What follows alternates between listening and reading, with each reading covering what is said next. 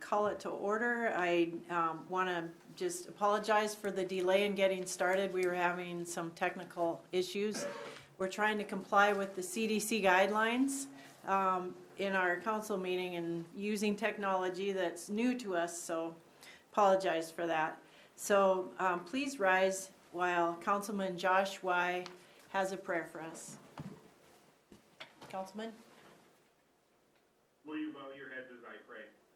Holy One, known by many names and beyond all names, Spirit of life, Spirit of love, Spirit of community, Spirit of justice. We ask your blessings on the people who have been called to lead the community in which we live, work, and play. Help them as leaders to not ask first, how do we fix this, but what do we do? What do we need to learn? How might we change? How might we need to change? To whom do we need to listen? Remind them, because we all forget from time to time, especially in the noisiness of what passes for political debate today, that we are not only leaders but also servants, and that it is their responsibility and ours to serve the common good of all. Grant them and us the wisdom and courage to know and do what is right and good and true. May they and we speak out when it is time to speak out and listen patiently when it is time to listen. May they and we always be guided by the spirit of community, by the spirit of justice, and by the spirit of love. This we pray in the name of our Lord. Amen. Amen.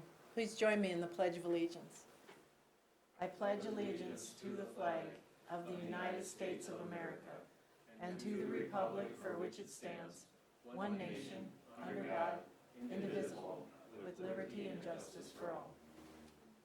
All right, thank you. Roll call, please. Okay.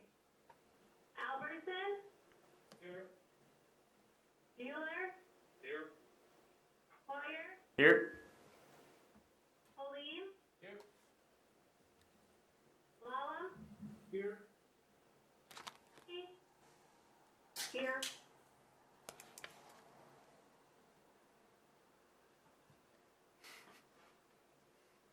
Oh.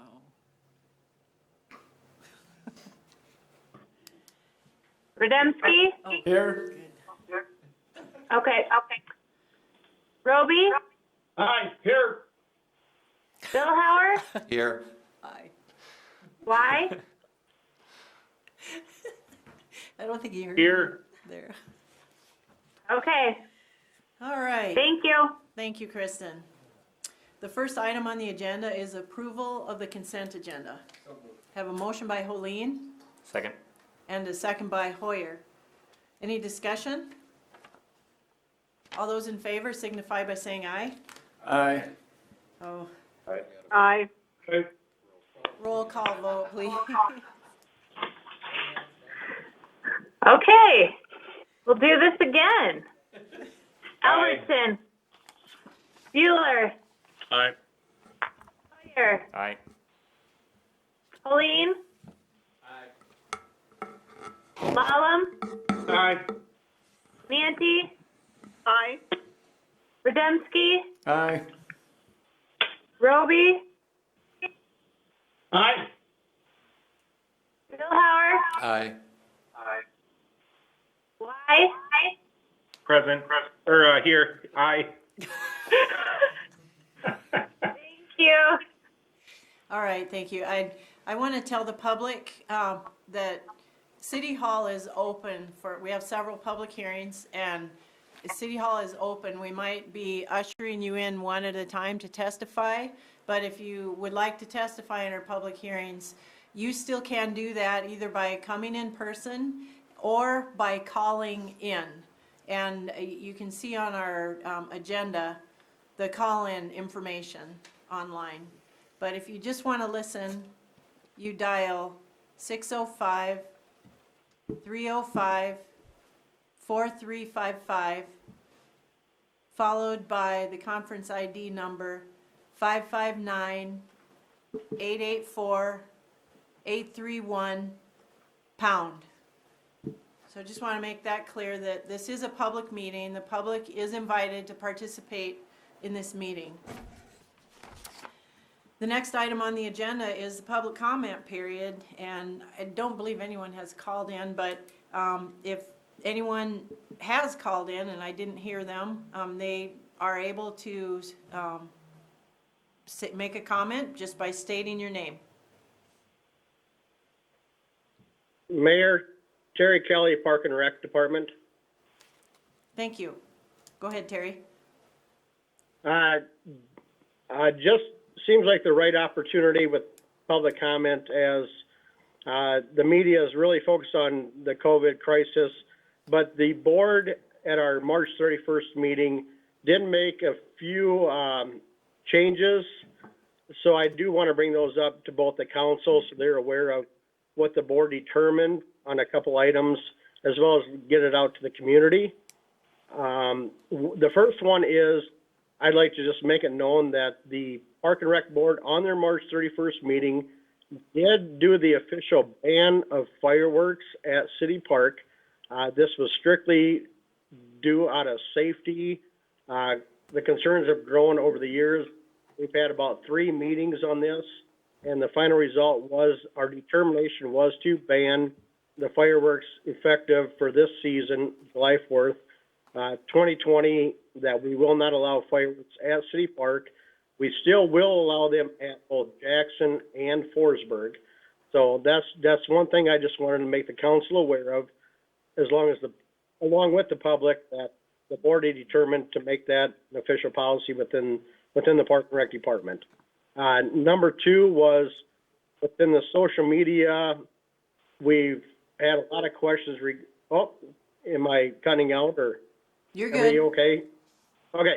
As far as the Prairie Lakes Wellness Center, we have heard a lot of feedback, a lot of comments wondering what we are doing moving forward with our monthly memberships. At that meeting, the board did acknowledge Hey, the fact Terry? that. Terry? Yeah, go ahead. Matt Roby, I just want to let the group know I've gotten 2 messages now. One, the public is not getting into the meeting via the phones. It's just playing hold music. And 2, that the video is not showing. Okay. Can they hear audio as far as through YouTube at all? Do you know? I've gotten 2 comments that the video is not back online and that the phones are not going through. Okay. Does anybody know on the YouTube stream if we're getting through there? Oh, it is on? Spencer Tenike, IT. Go ahead, Spencer. I'm currently testing. I see Facebook is live. It was having a few issues right away. It just went live, and YouTube was working about 5 minutes ago when I tested. I have not tried to call into the meeting with the public phone number though, so I can do that test right now. Okay, and I will give the input that my daughter in another room just popped out and said she does see us on YouTube. So we know that is live with both video and audio. So, shall I proceed or do you want to pause? Go ahead, IT. Should I put the call-in number in the comments section for the YouTube feed and the Facebook feed, Yes, just so people can have it to call? yes. The call-in number, did anybody try that? I have, I'm gonna, Call in is still music. I don't know why people would be getting music.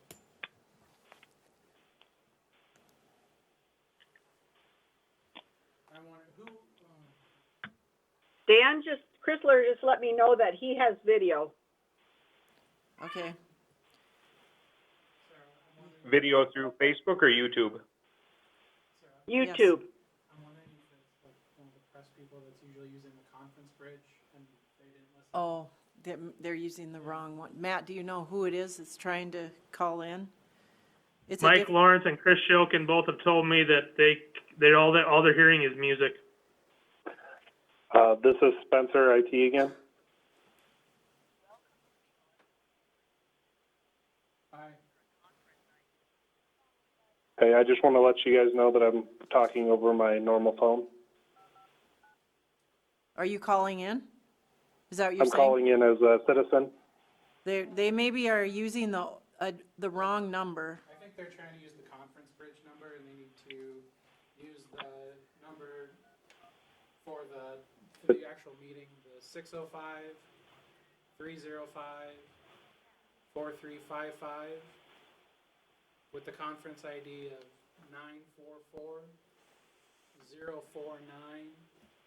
944-049-838.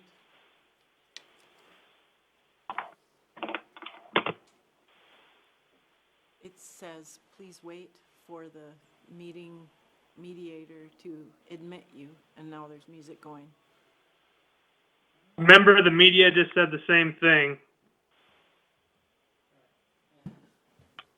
Audio, music only. Someone has to let them in. How do you do that?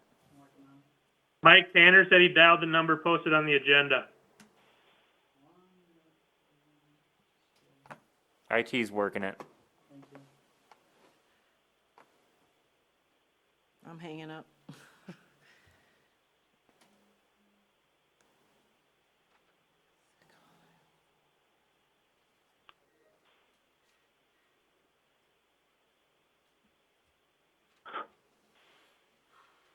Sorry for the technical difficulties. We're figuring this out. It's new to all of us. Our IT director was able to call in, though. That's strange.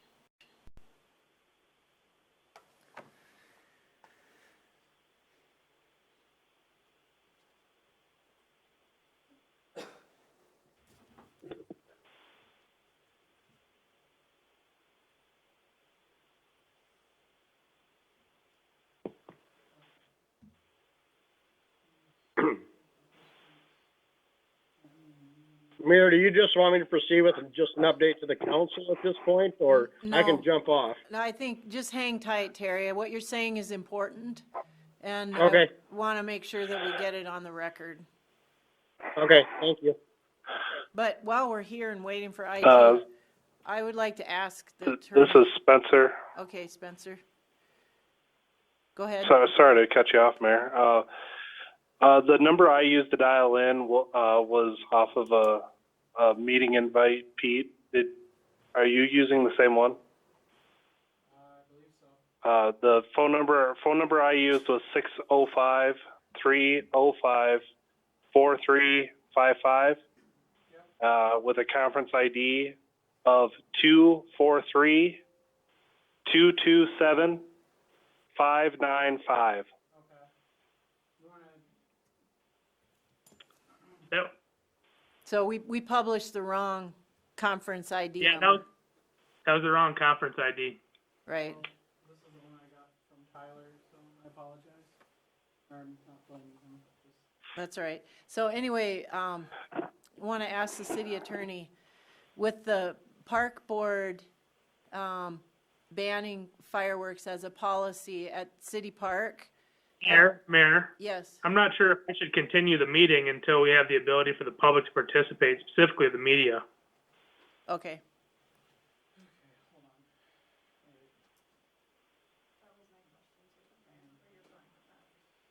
Ordinance change. Okay, so you can think about it, Matt. I'm going to ask if we need to make an ordinance change.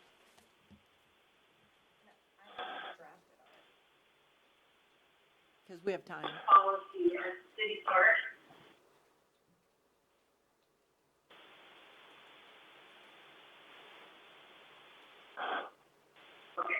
Hey, Is that Spencer? this is Mike Lawrence. I made it on. Oh, There you go. all right. You just have to use the Hi, Mike. correct ID. Okay, good. So I will repeat that number. For any of the public that are watching this and would like to call in, the dial-in number is 605-305-4355. And then when it says to enter the conference ID number, you enter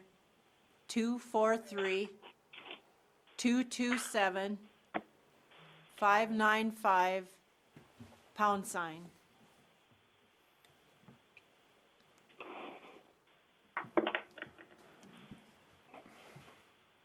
All right, Pete, we're still good? I think we're good. All right.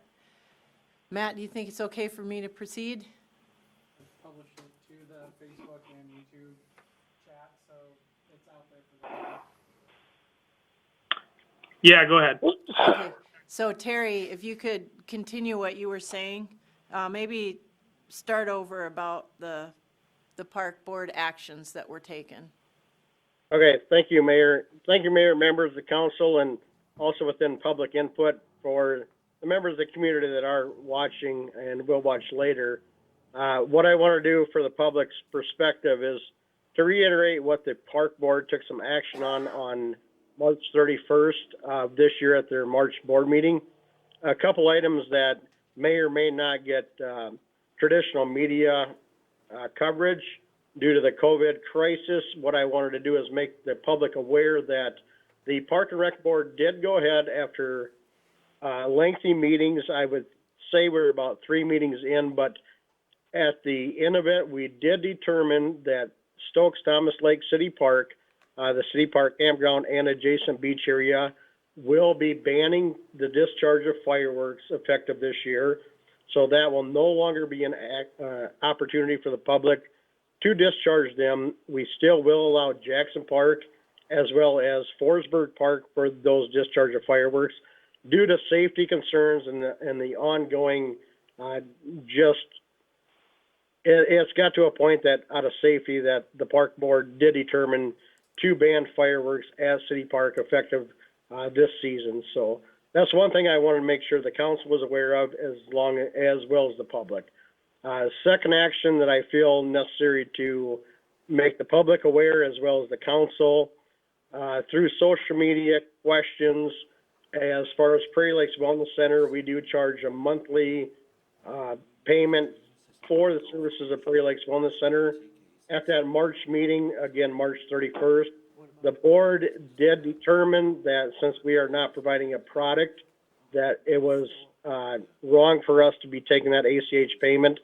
So effective basically April 1st, we will withhold any kind of draws on your account until the time we are open. In addition to that, we will make sure that the number of days we are closed, we will not draw till that point. So just letting the public know that, you know, we have heard it. We understand that it's kind of a difficult decision, but we did not provide a product, so we are holding back on drawing off your memberships off your bank account. So if any questions regarding that, go ahead and call the Prairie Lakes Wellness Center at 882-6250 or the Park and Rec main office at 882-6260. So those are just a few updates from our meeting that we had on March 31st. And I'll let anybody add in. I know our liaison is Bruce Bueller.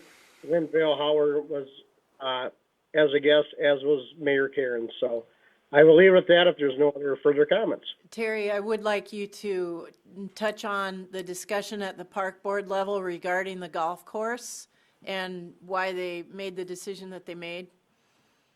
Perfect. Thank you, Mayor.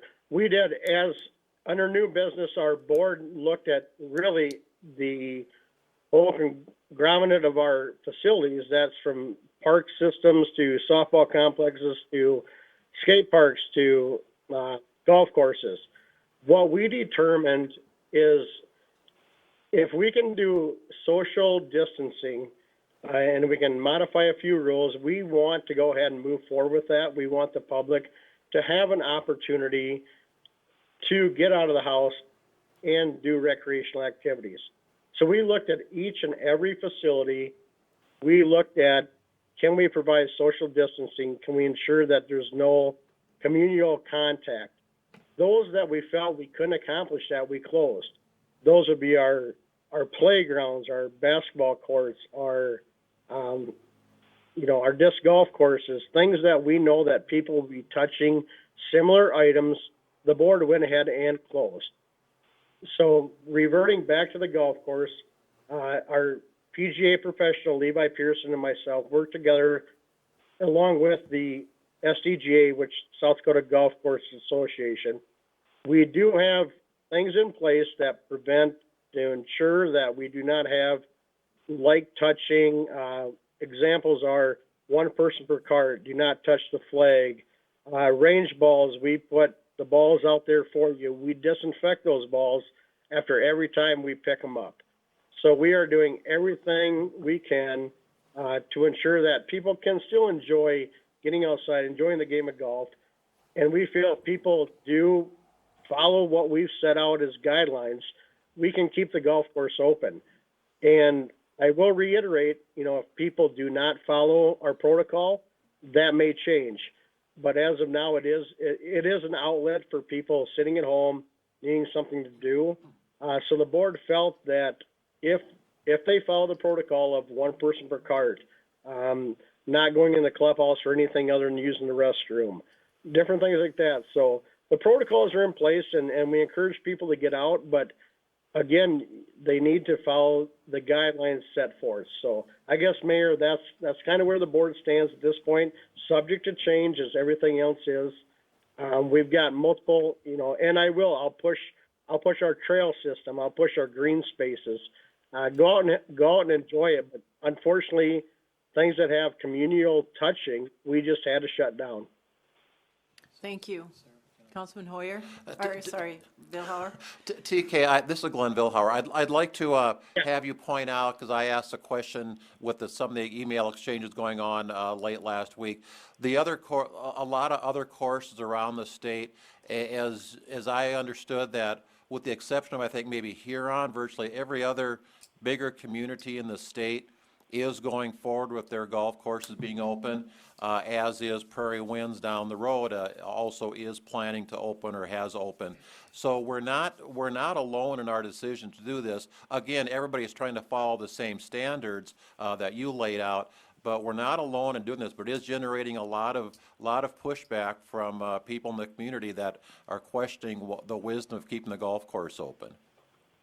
Yeah, it is, and thank you for that question, Glenn. It's when we did the research, we did talk to all Class 1 communities in addition to our adjacent courses.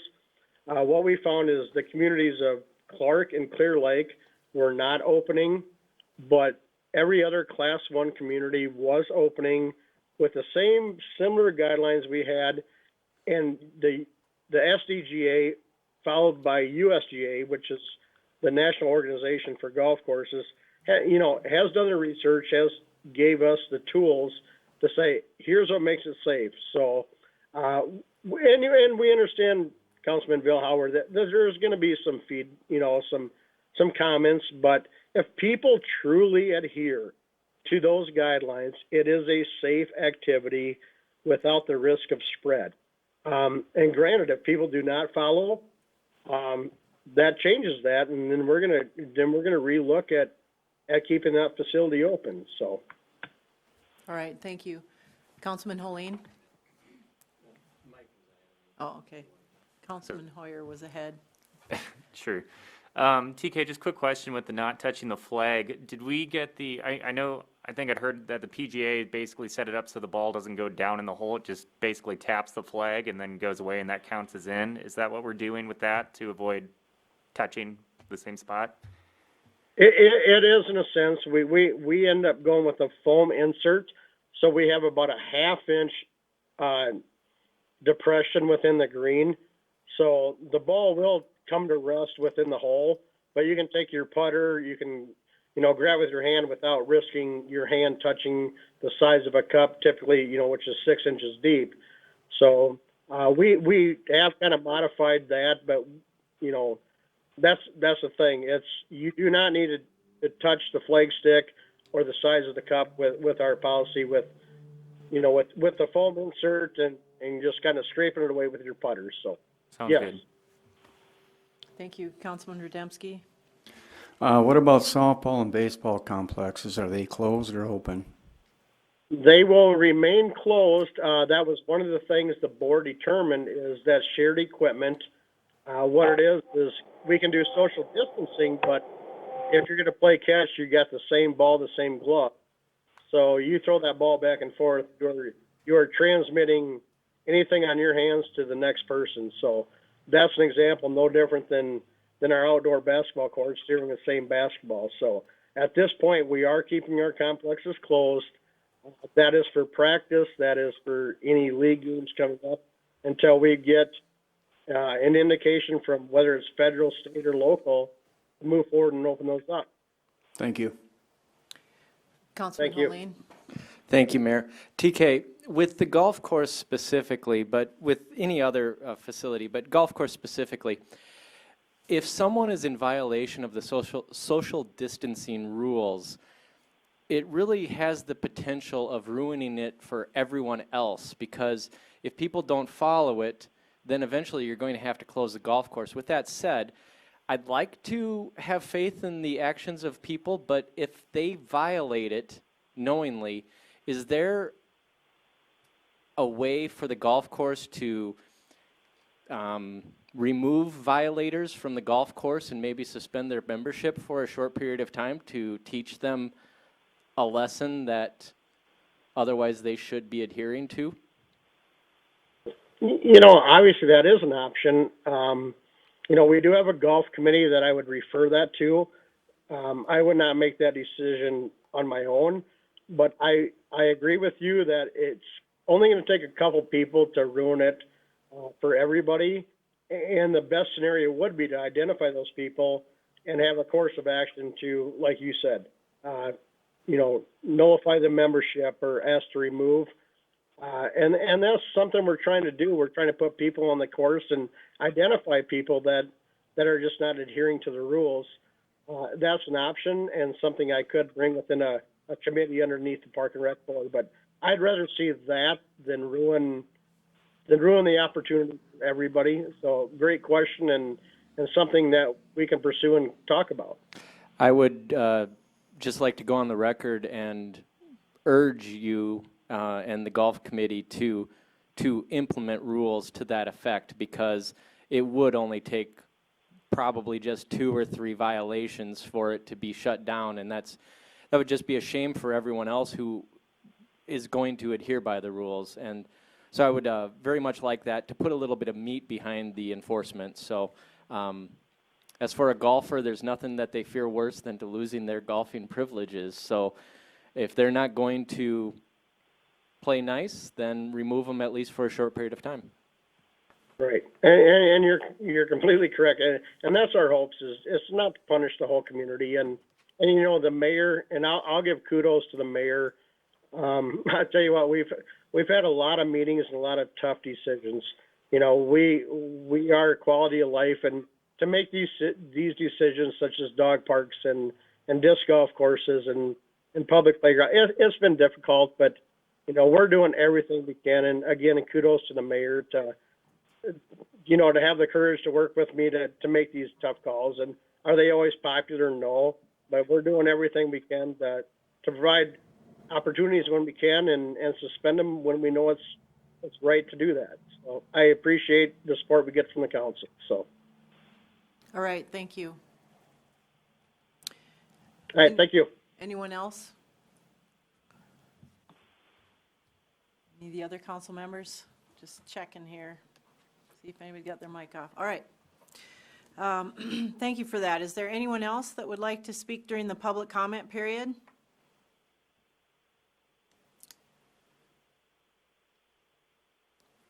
I'm not hearing anyone, so we will move on to item 7, approval of the agenda. So moved. Second. I have a motion by Vilhauer and a second by Helene.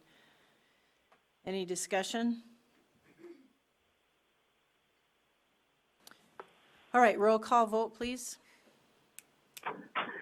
Okay. Albertson, Here. Bueller, Here. Hoyer, Aye. Moline, Aye. Wallow, Yes. Ante, here.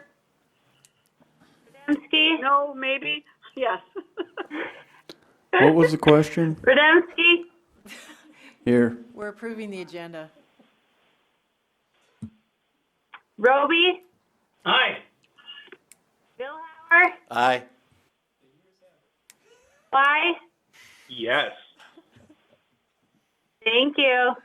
The hears have it. Okay, we're on to item 8, the regular agenda. Item A is approval of resolution number 20-18, adoption of the City of Watertown's 2020 Comprehensive Land Use Plan. So moved. Have a motion by Helene Second? and a second by Hoyer. And I will ask, Heath, did you want to do an introduction before Brandy gets going? Yeah, Mayor, that'd be great if I could tee this one up for both Brandy and Luke. The comprehensive land use plan's been a work in progress to get an update to it here for 2020. We've been partnering with the folks at the First District, our consultants that help us with work along these lines. As the council knows, that the comp plan is a strong steering document for our community. It helps drive the different types of land use as our city expands. It helps drive the changes of land use in the current city limits, and also touches on other items such as collector and arterial street extensions and things of that nature that relate to the expansion and growth of our community. So Luke Muller's been doing a great job working with us, going through our comp plan, providing some updates to it, and gave a brief presentation at the last Planning Commission meeting, and it was suggested at that meeting that this be approved by the Council. Planning Commission, and I believe voted unanimously for that. So what I'd like to do is hand it over to Luke, and I know Brandy's there at the council chambers, and just let Luke go ahead and walk through the executive summary, and in any way Brandy could assist, and we'd all be able to help answer questions anybody might have. Thank you, Heath. I'll take this up if that's all right with the council. Sure, go ahead. All right, I do not have a video feed. My boss suggested that I use a picture that looked as much like me as I could on the sharing. So if you can see what I have, it's the closest I can come to what we have here. And I'll wait until you're able to share that. Spencer, are you able to share my screen?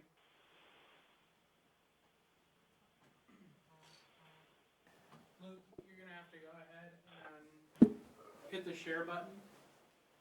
All right, let's try that again. Share again. There we go. Okay. Here it comes. Thank you. That's why I wanted to get that set. So we'll use that as my background photo for the rest of the meeting. Anytime we bounce off of the presentation itself. That was just a mute check. Wanted to make sure that everyone could see me. We have, as Heath mentioned, a lot of work has gone into, over the last, honestly, 6 years, the City of Watertown has been going through the process of updating the comprehensive land use plan. Heath made a great introduction as to what the plan is, what it's there for, and what it lays out for future growth. I have a lot of slides. I'm not going to go through them all. I don't want you to think that that is to downplay how important this document is. I'd rather answer questions, though, than just talk at you. Probably the most important thing that may not have been mentioned on that front end, this does provide clear direction for the future. That is true. It is also statutorily required.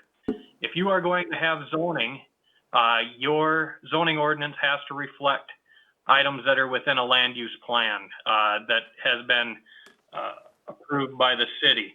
Given that the last land use plan, the bulk plan, was adopted in 2004 with some minor amendments in 07 and 2010, it was definitely time for the update, because as you make decisions, regardless of how small they seem to be it an amendment to a zoning district or a small permit being issued, those are small changes that you have to update within your plan. Sooner or later, you need to update it, and that's what has gone on here. Admittedly, for those of you that have taken the time to go through and read that document, which has been online for several months now, including with the amendments suggested by the Planning Commission at the last meeting, which were just to provide for agreement with the Lake Commercial District that I believe you'll be acting on later on tonight. A lot of, all of that has gone into there, and ultimately what we have is a consolidated study of existing land uses, demographics, infrastructure, and then go together to make policies for the community and lead us all towards not only where we develop and how we redevelop the community, as you can see on this slide here, in terms of uses inside of the community, but also to steer future development for outside of the community. As I pointed out, and as Heath pointed out, the Planning Commission has put in a lot of time through meetings, many meetings over the last several years, in order to determine how to develop internally, as well as how the community would be expected to develop outside of the city limits. And that we have ultimately leads us to our final land use maps, which are show us where we would develop, how we would develop, and when they would develop. I do want to make one point. This is, of course, a policy document. It is meant to be used, one, to guide the community through future development, but two, it is expected this thing's going to change. And I know that this has been pointed out many times. If we do have items that are needed to be changed, there's a process to go through to amend it. And I know it sounds odd to be talking about amending a document that we're sitting here adopting now, but that's how a living, breathing document works. We do the best we can at the time and hope that we can handle it and move forward from there. So I'll step aside. I'll happily answer questions if anyone has any. Luke, could I interject one question off the bat? Sure. I know that Brandy and I have been in communication with you, and the Planning Commission made a couple of housekeeping item corrections in the document. I'm not sure if those have been 100% completed yet, but if not, I just wanted to note that those would be forthcoming based on the comments from the Planning Commission meeting. That's correct. Anything, I'm sorry if I'm on there.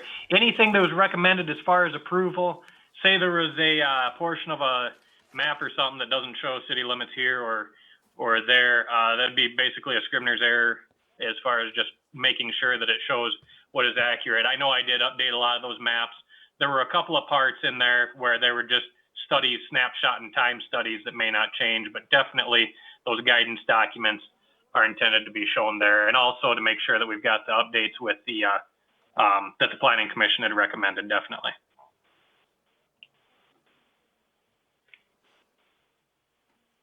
All right, one comment, can you do a sweep through the document and just look for the word uptown and replace it with Certainly. downtown? That was one of the comments that I had made before, and I didn't go through by hand to see if those all were caught. For what it's worth, I did. Oh, good. Thank you. A couple times. But yeah, that part was taken care of. That was a comment that was taken by you as well as the Planning Commission. I remember that one. Thank you, Mayor. Yeah, sure. It's hard enough to read once. Does anybody else have any comments? Councilman Vilhauer? Just a couple, and I think you may have already answered them, Luke, but I guess I want to kind of emphasize it. You said that this does address inner city as well as issues or suggestions, as well as growth on the outside of the city. Is that a fair statement? Again, I know you said that, Luke, but I guess I'd like to hear you just answer that again. Yes, that's probably, well, not probably, that's what took a lot of the time, in all honesty. This update was unique from probably about the last 3 decades worth of updates, in that we've really focused in the past on growth outside the community. But as you pointed out, Councilman Vilhauer, is that this study showing the map that's on this screen attempts to provide some direction for Planning Commission decisions, perhaps even updates to zoning regulations within the existing part of the city as well. So yes, we did look internally as well. Okay, and thank you, Luke. I think you also answered my next question as well. This does incorporate the CL zoning district that we're going to be acting on here a little bit later this evening. That is incorporated into this, or will be? That is correct. That was one of the amendments that was recommended by the Planning Commission at the last meeting. And yes, it does. There were, as it turned out, there were only a neighborhood of 5 pages that really needed to be updated. We needed to show that map. And then otherwise, for what it's worth, for anyone that was maybe nervous about, boy, the timing of this, it really wasn't that far out of line as far as what was already in the land use plan anyway. It was just really the map to ratchet down where exactly that area was. So thankfully it wasn't that far out of line as to what we already had, because we've been working on this, and a lot of what the Planning Commission is thinking is already in this document. So that district wasn't much of a surprise as we went through this. Okay. Another question is, at our last meeting 3 weeks ago, we adopted engineering design standards. Does that document and this document, do they integrate at all, or are they, pretty well stand alone in and of itself? The engineering design standards would stand alone. That's kind of like another 9/16 wrench in that toolbox. Remember, the land use plan is kind of the idea. I always describe that from a larger level, kind of your policy document. We want to develop in our community in this sort of use and in an orderly fashion, whereas those design standards really focus down on specifically how we're going to address development and how we get to that goal. So yes, they work together. And that said, any specific design standards don't necessarily have to be referenced in here unless it's that important from a policy standpoint. One last question. I'm not sure who to address this to. I followed this through the Planning Commission meetings, at least somewhat. I know an awful lot of time went into this. But I also know that here a month or two ago, there was an email that went out that there was going to be a joint Planning Commission City Council meeting was being considered, and that obviously did not happen. Apparently no need was felt for that. I guess I'm looking at you primarily in that, Mayor. Right, well, we ended up having 2 separate hearings, and that the purpose of that would have been to skip one. Okay, thank you. All right, any other comments or questions? Councilman Hoyer? I suppose just with the design standards that went into this, were roads and stuff addressed within this document, just like width and that kind of design standard? Is that separate in the design standards document instead? Luke, did you? That's a good question. I will answer part of it if the staff wants to jump in, go ahead. But there are recommended road sections for some of our primary streets, like collectors and arterials, if I remember right, within here. It is not in reference to, say, base course thickness, that sort of thing, but more about street width and where we'd want to see, how we'd want to see sidewalks and that sort of thing. Now, keep in mind, this is a policy document, whereas the specific standards would come back into the design standards that you have adopted. So specifics would go down to there. What we have is recommended or preferred design standard types with regards to street width and kind of how boulevard to boulevard, property line to property line would look. So it's recommended, then you get into the actual design standards. Luke, this is Brandy. If you could pull that up on the screen, on your screen. Sure. I believe that the figures that you used are consistent with what we used for our engineering design standards. Yeah, and while he does that, that's the exact reference I was going to make, Brandy. I believe we use the exact same documents in our engineering design standards, the exact same diagrams that generally show what an arterial street section would look like, what a collector street section, and what a residential street section would look like. It has the pathways included, the curb and gutter, the parking lanes, the through lanes, and then shows some of the general widths for those configurations. Again, this is more of a conceptual, showing an arterial 100-foot right-of-way. It's mainly showing what's going to be within each one of those street classifications right-of-way. And then that right-of-way, of course, varies depending on the street classification. The specifics, though, would go drill down deeper into the engineering design standards where we start talking about the pavement thicknesses and the base course and the pathway minimum widths and things of that nature. And then the comp plan also includes the major street plan. So then these are good references to look back on. If you're looking at that document within this comp plan, then you can see kind of what we're referring to when we're talking local street, collector street, or an arterial. Couldn't say that. Okay, excellent. If it's all right, I might make one more comment on just kind of the forethought that went into this with the Planning Commission and staff on this, which I think was a good idea. And that is that it was identified going through the process that it may have been construed in our previous land use plan that we're really trying to steer people toward one form of street width, how it looks boulevard to boulevard. And really what this went to was a preferred section and as far as what it was. So it didn't want to be as rigid within the land use plan and went to more of a, I said preferred recommended street section to acknowledge the fact that even within our existing community, our arterials, for example, look different. Just take Highway 212 from west to east all the way end to end. They're not all going to look the same. Wanted to have that flexibility within there as long as they serve their purpose. All right, thank you. Anyone else? Councilman Vilhauer? One last question for you, Luke. You were working on this as a part of First Planning District, correct? Correct. And I'm assuming this wasn't your first stab at something like this in your career or in the First District's career history. Is that a fair statement? That is a fair statement. Okay, thank you.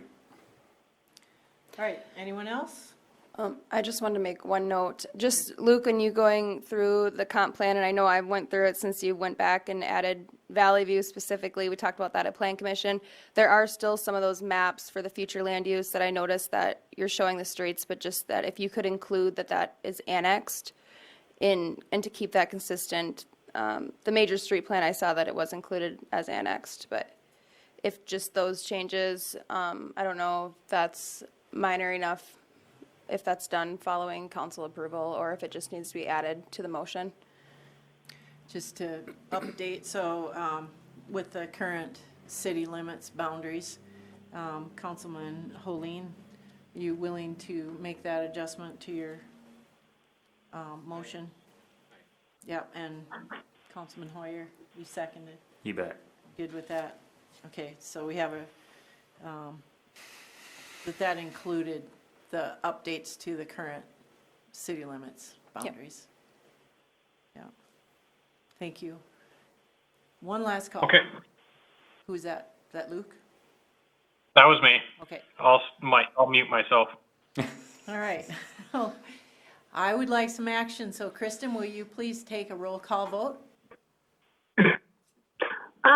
Mayor, was that the public hearing? Oh, no, I did not open the public hearing. I will do that right now and ask if there's anyone who would like to speak about this. It's hard when you're looking at an empty room. We do have a few people that have called in. Would anyone like to speak at the public hearing? If so, please state your name. Hearing no one, I will close the public hearing and now move on to action. Thank you, Kristen. Please take a roll call vote.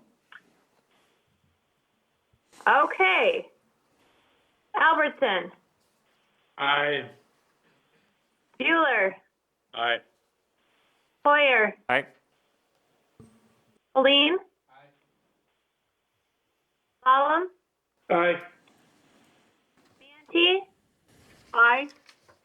Rademski. Aye. Roby. Aye. Vilhauer. Aye. Why? Yes. Motion carries. All right, thank you. Item B is the second reading of ordinance number 20-10, a zoning text amendment to Title 21 of the revised ordinances of the City of Watertown, creating Chapter 21.29 CL Lake Commercial District and amending chapters 21.05, Establishment of Districts, chapter 21.10, Summary of District Regulations, and chapter 21.9, Definitions. I have a motion by Helene. Second. And a second by Hoyer. And I will ask the city engineer, Heath Von Eye, to explain this item. Thank you, Madam Mayor. This is the second reading for this zoning amendment, this zoning text amendment. And essentially what this is doing is creating a new zoning district for the community, one that's been somewhat long awaited here. It's a commercial lake district that is specific to property that's within a certain proximity to both Lake Kempesca and Lake Pelican. There's been a committee that has put forth a strong effort in making recommendations to what a zone in this proximity to the lake should include for allowable uses as well as conditional uses. So those are compiled in this draft that's been vetted through the Planning Commission and made recommendations to the council unanimously by them for approval.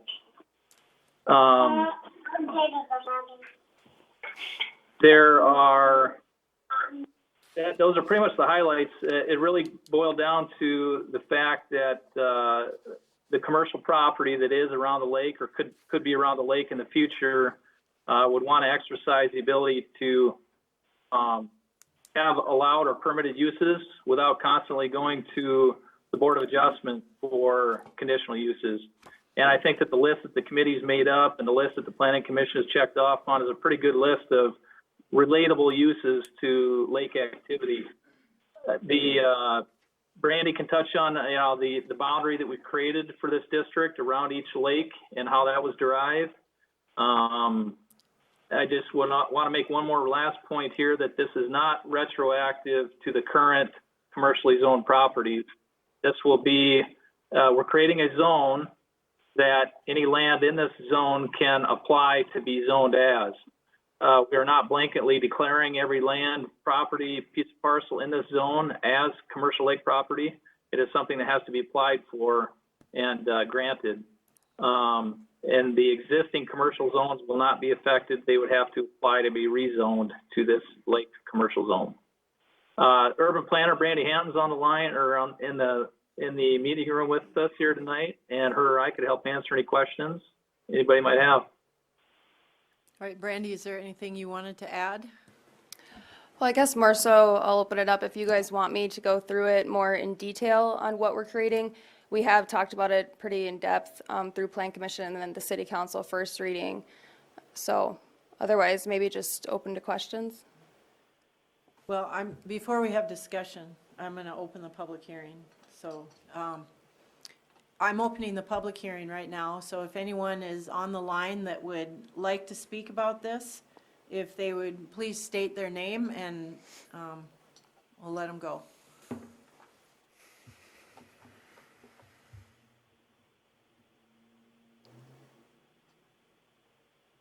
I'm not hearing any, so I will close the public hearing and entertain questions and conversation from the council. Councilman Hoyer? I was just going to ask, with the permitted uses, does this also include some design standards for those as well that are related to the lake? Yes, this does. So that's actually a section within this ordinance, and you'll see there that there's design standards proposed for structures, and then specifically when they're adjacent to a residentially zoned property, just to ensure if there are commercial properties going next door to an existing house or residence, that it is aesthetically pleasing and it's not intruding on kind of the aesthetics of what the neighborhood looks like today, as the lake is currently built out in 90% or 90% plus of residential. Thank you. Anyone else? Councilman Josh. Rademski? I'll get you, Josh. I think we've got a typo there on the background information. It says the Planning Commission tasked staff with developing a new zoning ordinance to accommodate commercial development at the lake at the December 5th, 2020 meeting. That was actually when we first initiated with Plan Commission. So, so that's when they What's that? Oh, 2019, I see, okay, yeah, my bad. Yeah, we haven't had December 5th, 2020 yet. Councilman Billhauer? Brandy, or Heath, I guess I want to emphasize that you said it, but I want to make sure it's understood that this does not automatically change the zoning of someone that is currently within city borders. It's a matter of they would need to apply for that change in zoning versus it being retroactive or automatically becoming part of the CL district, correct? Yep. Secondly, That is correct. okay. Secondly, this also includes areas outside of our current city limits, correct? So a couple questions in regards to that. First of all, did that have to go through the joint city-county jurisdictional process, or how do we deal with something that is not within city limits? So Heath, if you want me to speak on it.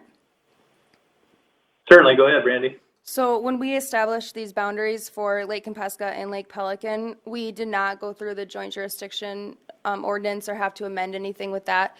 This would just be more of a suggestion for if these properties were annexed, if they were appropriate to be zoned as CL. So that would just be the process of when they would annex. Okay, so we're not adding or taking away anything as far as the county's rights with these properties.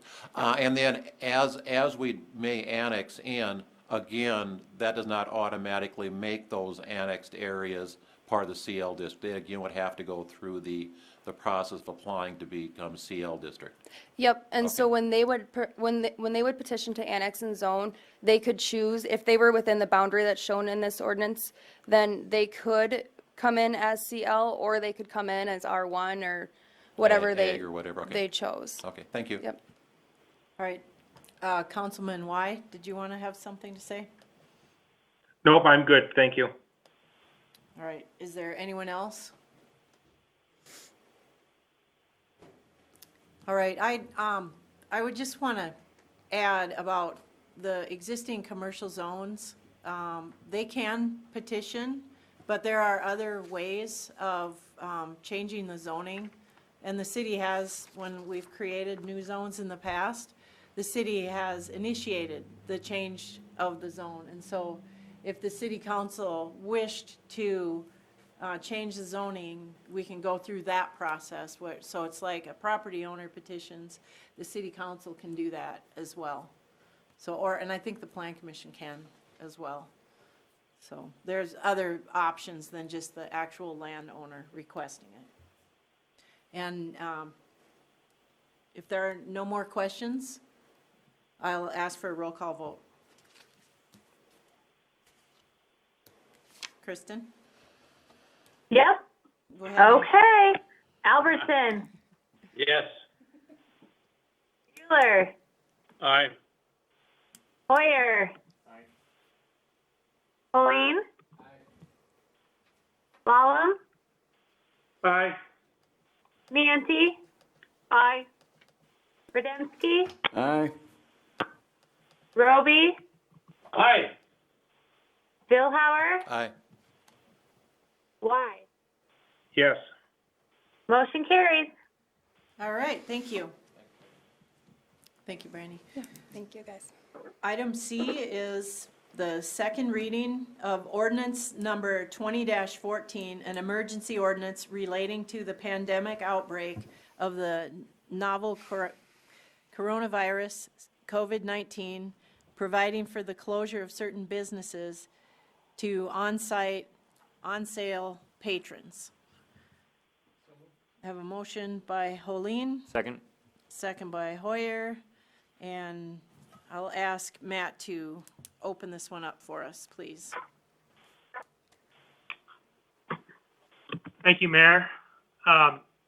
As the mayor said, the ordinance you have in front of you is the second reading of emergency ordinance 20-14 that provided for the closure or curtailing of certain business practices in the community to slow or prevent the further spread of COVID-19 in the community.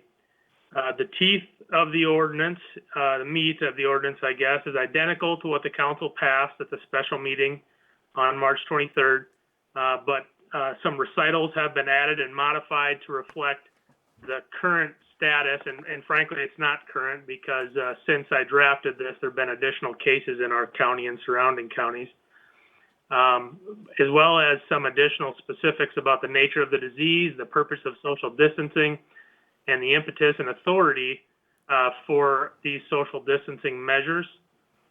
Finally, I've added the expiration date, which comes from our home rule charter. Our home rule charter provides that emergency ordinances automatically expire 60 days after passage. And so I did add that expiration date, and that doesn't limit the council's ability to extend beyond that date or to basically pass a resolution ending the effectiveness of the ordinance in the interim. But I've also added language there you'll see that provides that the council will be taking this up as a discussion item, as an agenda item at every intervening council meeting. And the council can certainly weigh in on whether that's what they would like to have happen or not. Okay, thank you. I'm going to open the public hearing at this time and ask if there's anyone that would like to speak about this. Please state your name.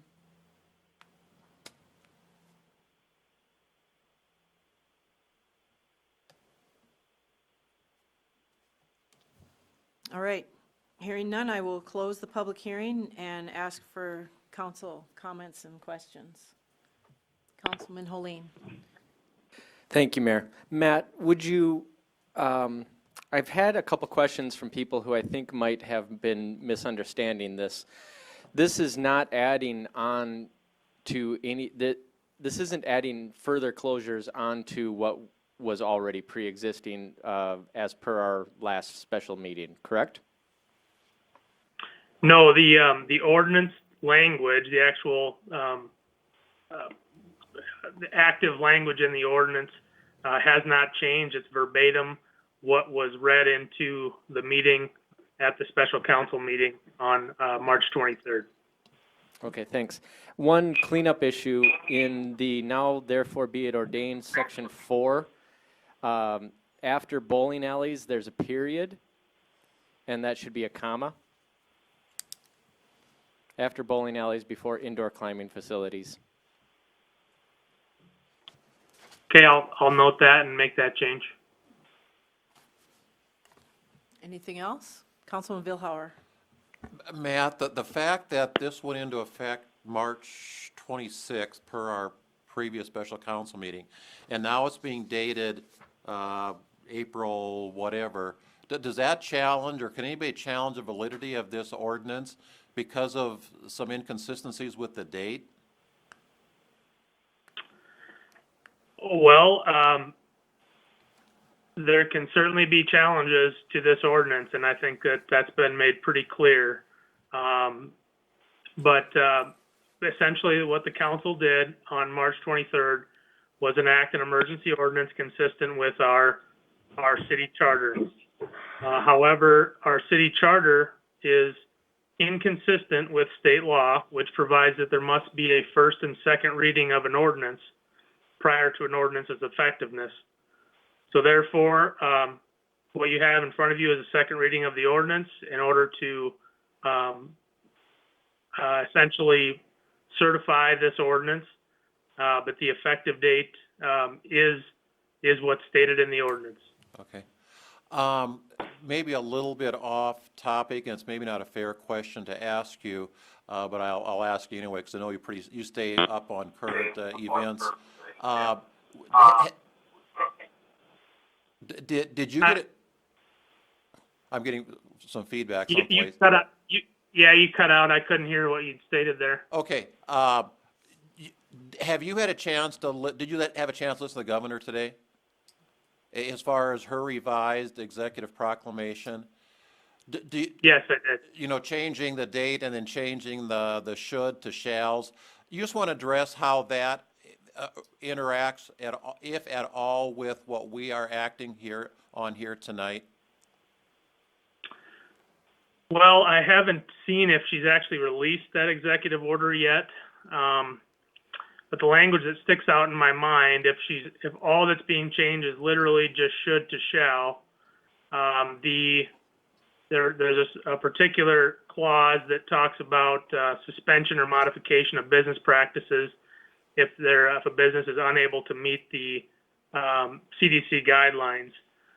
So if it still says modification, then at the end of the day, we'd still be going above and beyond what the governor is calling for, unless there's going to be additional language in there that I'm not aware of.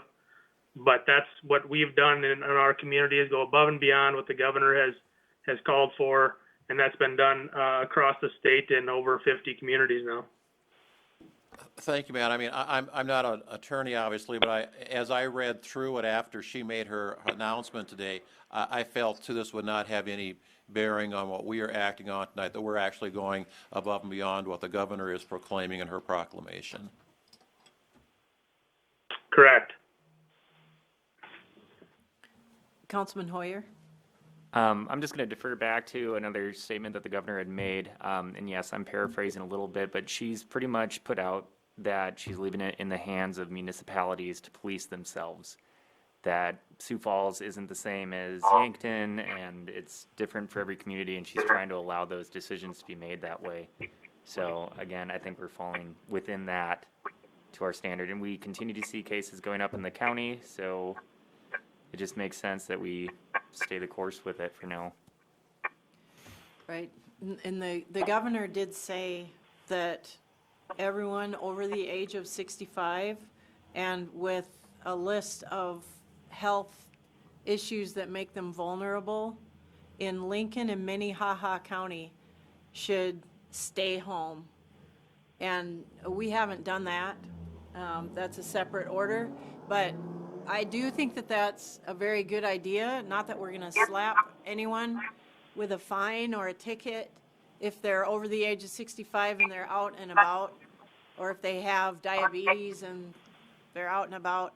But I think it's a really good idea to recognize, if you fall in that category, that you should stay home, and that will be best for you, and it will be best for our community as well. So, but we haven't gone to that length. Councilman Vilhauer? And I guess I'll add this at this point, too, because we're talking about business closures. Mayor, as you know, I'm part of the Unified Command structure that meets every day at 1 with a Teams meeting. And today I specifically asked a question, and in that group, there's probably, half a dozen healthcare professionals that are part of that group. And I specifically asked the question. It's Don Roby. Mute your mic, Don. I'll get you. Okay, specifically asked the question because I said we have a council meeting tonight. It's going to come up as a topic of discussion. I'm the one bringing it up, obviously. Is that are we finding the right balance between safety and commerce? And then I asked, I said, are there specifically businesses out there that you as healthcare professionals would address or recommend we close? And there was silence. No one weighed in that's saying, oh, we should definitely be closing this, or this. The only comment that was made by one of the doctors on the call is that about the golf course. So to me, I guess I'll just editorialize or make the comment that I feel like maybe we've taken the right step at this time. We've gotten some pushback both ways that we've gone too far. Others think we should go further, but maybe we've reached the right step at this point with what we've done with this ordinance. I want to add, though, the comment from the doctor about the golf course wasn't that we should be changing what we were doing. It was that he's getting lots of comments about the golf course. And so that's why I'm glad that the park director was able to explain the reasoning behind the actions that the park board took. Don, were you trying to signal a desire to speak? Yes, thank you, Madam Chair. Matt, I have a potential conflict of interest on this issue. I was planning on voting. Do you advise otherwise?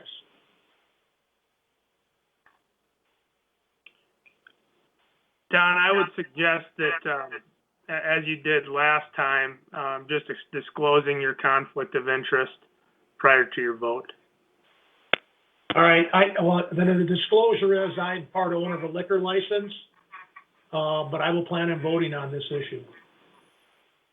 So, Mayor, if I may, I will say that I know that the council is aware of the contacts we've had from some athletic facility gyms here in town. I've been contacted personally by a couple of casino owners who wanted to express their frustration as well, that they couldn't continue to operate. So I just wanted to make sure the council was aware of that. Right. Are there any questions about the nature of those complaints? Feeling like they were able to comply with the CDC guidelines and not have a lot of people in there and mutual surfaces of touching. Councilman Hoyer? I'll just touch on it just because it relates personally to some of the people I still talk to. But if you look around the country, military posts have been putting closures on their gym facilities, their gathering spaces. There's posts where people are doing stay-at-home orders and soldiers aren't even coming in. Or if they are, they're coming in on limited amounts of people. And if they're facing those kinds of restrictions, which is a high readiness force, I don't see how we could properly do something better than they could to maintain some of these facilities, even in the best of conditions. And I don't mean that to speak out. It's a difficult time for all business owners facing these restrictions. I mean, God bless all the people that are doing everything they can and trying to keep the doors open. Thank goodness we have a lot of relief that's in place for this situation, specifically because of these frustrations that we're facing. But I would just continue that we stay the course with it as we see higher levels doing similar things. It's probably appropriate that we continue to do that. There's no point putting lives at risk for that small of a payoff. Right, thank you. Madam Mayor? Yes, who is speaking? Albertson. Oh, Albertson. Councilman Yeah, Albertson? thank you. I certainly think that they have a legitimate concern there. On the other hand, thank goodness the federal government has opened up lots of options financially, and I hope that these people will not get hurt as badly as it looks like they might, but I think we need to carry on with the course. Thank you, Councilman. Councilwoman Madam Manti? Mayor, Yes, go right Yes. ahead. I'd just like to make a comment. We talked a little bit about the ages of folks going out and about. And I think what I'd like to do is just remind everybody that you may not be a risk group, but you can spread it to a high risk group. And as I was looking at the statistics from our most recent level of community impact, the largest three groups of cases fall into between 20 and 49 years of age. So I think with almost as many cases in the 20 to 29-year-old as there are in the, 50 to 59, 60 to 69 is actually lower than any of those other groups. So my point is that kids should not be, or young people should not be seeing this as, spring break on steroids or any of those kind of things, but to keep in mind that we can keep us at home, those of us who fit those categories, but if you go out and you can bring that home to me or to your grandparents or to your parents, I think that we really all just need to mind ourselves, and take care of our own responsibilities. Because like I said, our numbers certainly don't show that the elderly are the ones that are getting the cases at a higher rate than somebody who's younger. It's quite the opposite. Right. Thank you, Councilwoman Manti. And I would like to add that it isn't the vulnerable population that has the majority of the cases, but they are the ones that suffer and end up in the hospital. And 3 of the 4 deaths recorded in our state were in that population. So the serious complications from the illness come in the people in the vulnerable categories, and we need to protect them Everybody has a part in that. Even the strong and healthy have a part in protecting that. Is there anyone else that would like to speak? See none, I will ask for a roll call vote. Okay. Albertson, Yes. Bueller, Aye. Hoyer, Aye. Lean, Alum, Aye. Ante, Aye. Dembski, Aye. Roby, Aye. Billhauer, Aye. Y. Aye. Motion carries. Thank you. The next item on the agenda is D, first reading of ordinance number 20-12, amending the zoning map of the city of Watertown, South Dakota for a portion of River Ridge Estates from A1 Agricultural District to R1 Single Family Residential District. So this is a first reading, so there's no action, but thank you. I'll ask City Engineer Heath Von Eye to introduce it, and then I know Brandy's here, so go ahead, Heath. Thank you, Mayor. Yes, this is first reading, and it's a simple rezone for a continuation of development in the River Ridge subdivision up on the north end of town. Greg Hofteaser, acting as the agent for High Plains Development, has made this request to rezone a portion of their land from Ag to R1. At the subsequent second reading, the applicable plat would also be coming forth for processing to create the lots within this area. They do have a current updated preliminary plan, and from staff's review and Planning Commission recommendations, everything's in line with the preliminary plan and moving forward at this point. And as the mayor indicated, our urban planner is there, and her or myself can help answer any questions. All right, thank you. Does anybody have any, Councilman Billhauer? Did we finally get the park dedication issue resolved? Because I know that was a battle. Yes, and Heath, if you mind if I speak to it? No, please do. Thank you. So this went through the park board last summer with the preliminary plan, and so the preliminary plan was approved by the Plan Commission. And so they're showing in this area, if you can see my mouse, that will be the park, and so that meets all of the requirements for the 5% of land for the entire development of River Ridge Estates. And then, so the stipulation was that they had to plat and dedicate this park with their next subdivision, which is this one. This will be River Ridge 7th Edition. How do people get to the park? There's no public right-of-way adjacent to it, is there? No. But on the preliminary plan, there's actually, Cheyenne Lane will extend. And that's something too, I guess, when they're looking at platting this, that if we could have them extend an access easement, or we can look deeper into that. Why wouldn't they just build the road? Well, I think it's just because of where they're at. They weren't looking at extending it up there at this point. But, I mean, good point. We can look into that. Okay, before the second reading. Well, except the annexation and zoning wouldn't necessarily, Well, if you're gonna have a affect road it. that's not in that red part that they have to build as a requirement, oh, and sorry, this isn't an annexation zone, this is just rezone. So it is actually, it would still be within the city limits. But it would be zoned ag, where, I mean, it'd be cleaner to have it all as one, but it would be within city limits still. okay. So before platting though, before we plat any more lots, we gotta make sure there's access to the park, because I think that was one of the requirements. No more new lots until there's a park. Mhm. Okay, other questions, Councilman Hoyer? I guess I'm just kind of looking at this and wondering, as a state that has a lot of snow removal that goes on, why are we still building cul-de-sacs?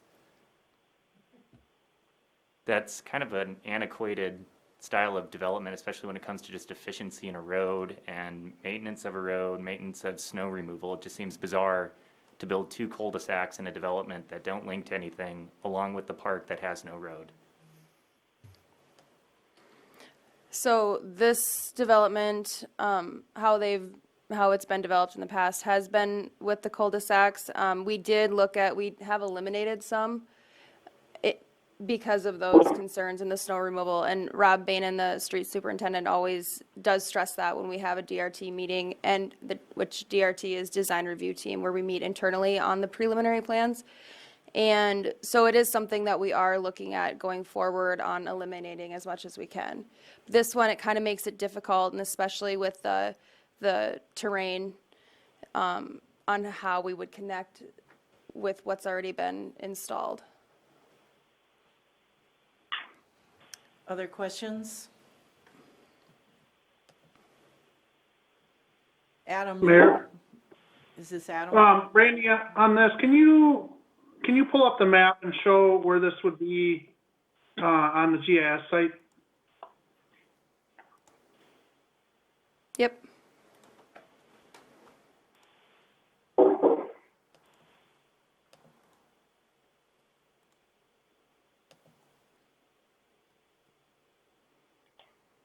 Can you guys see that?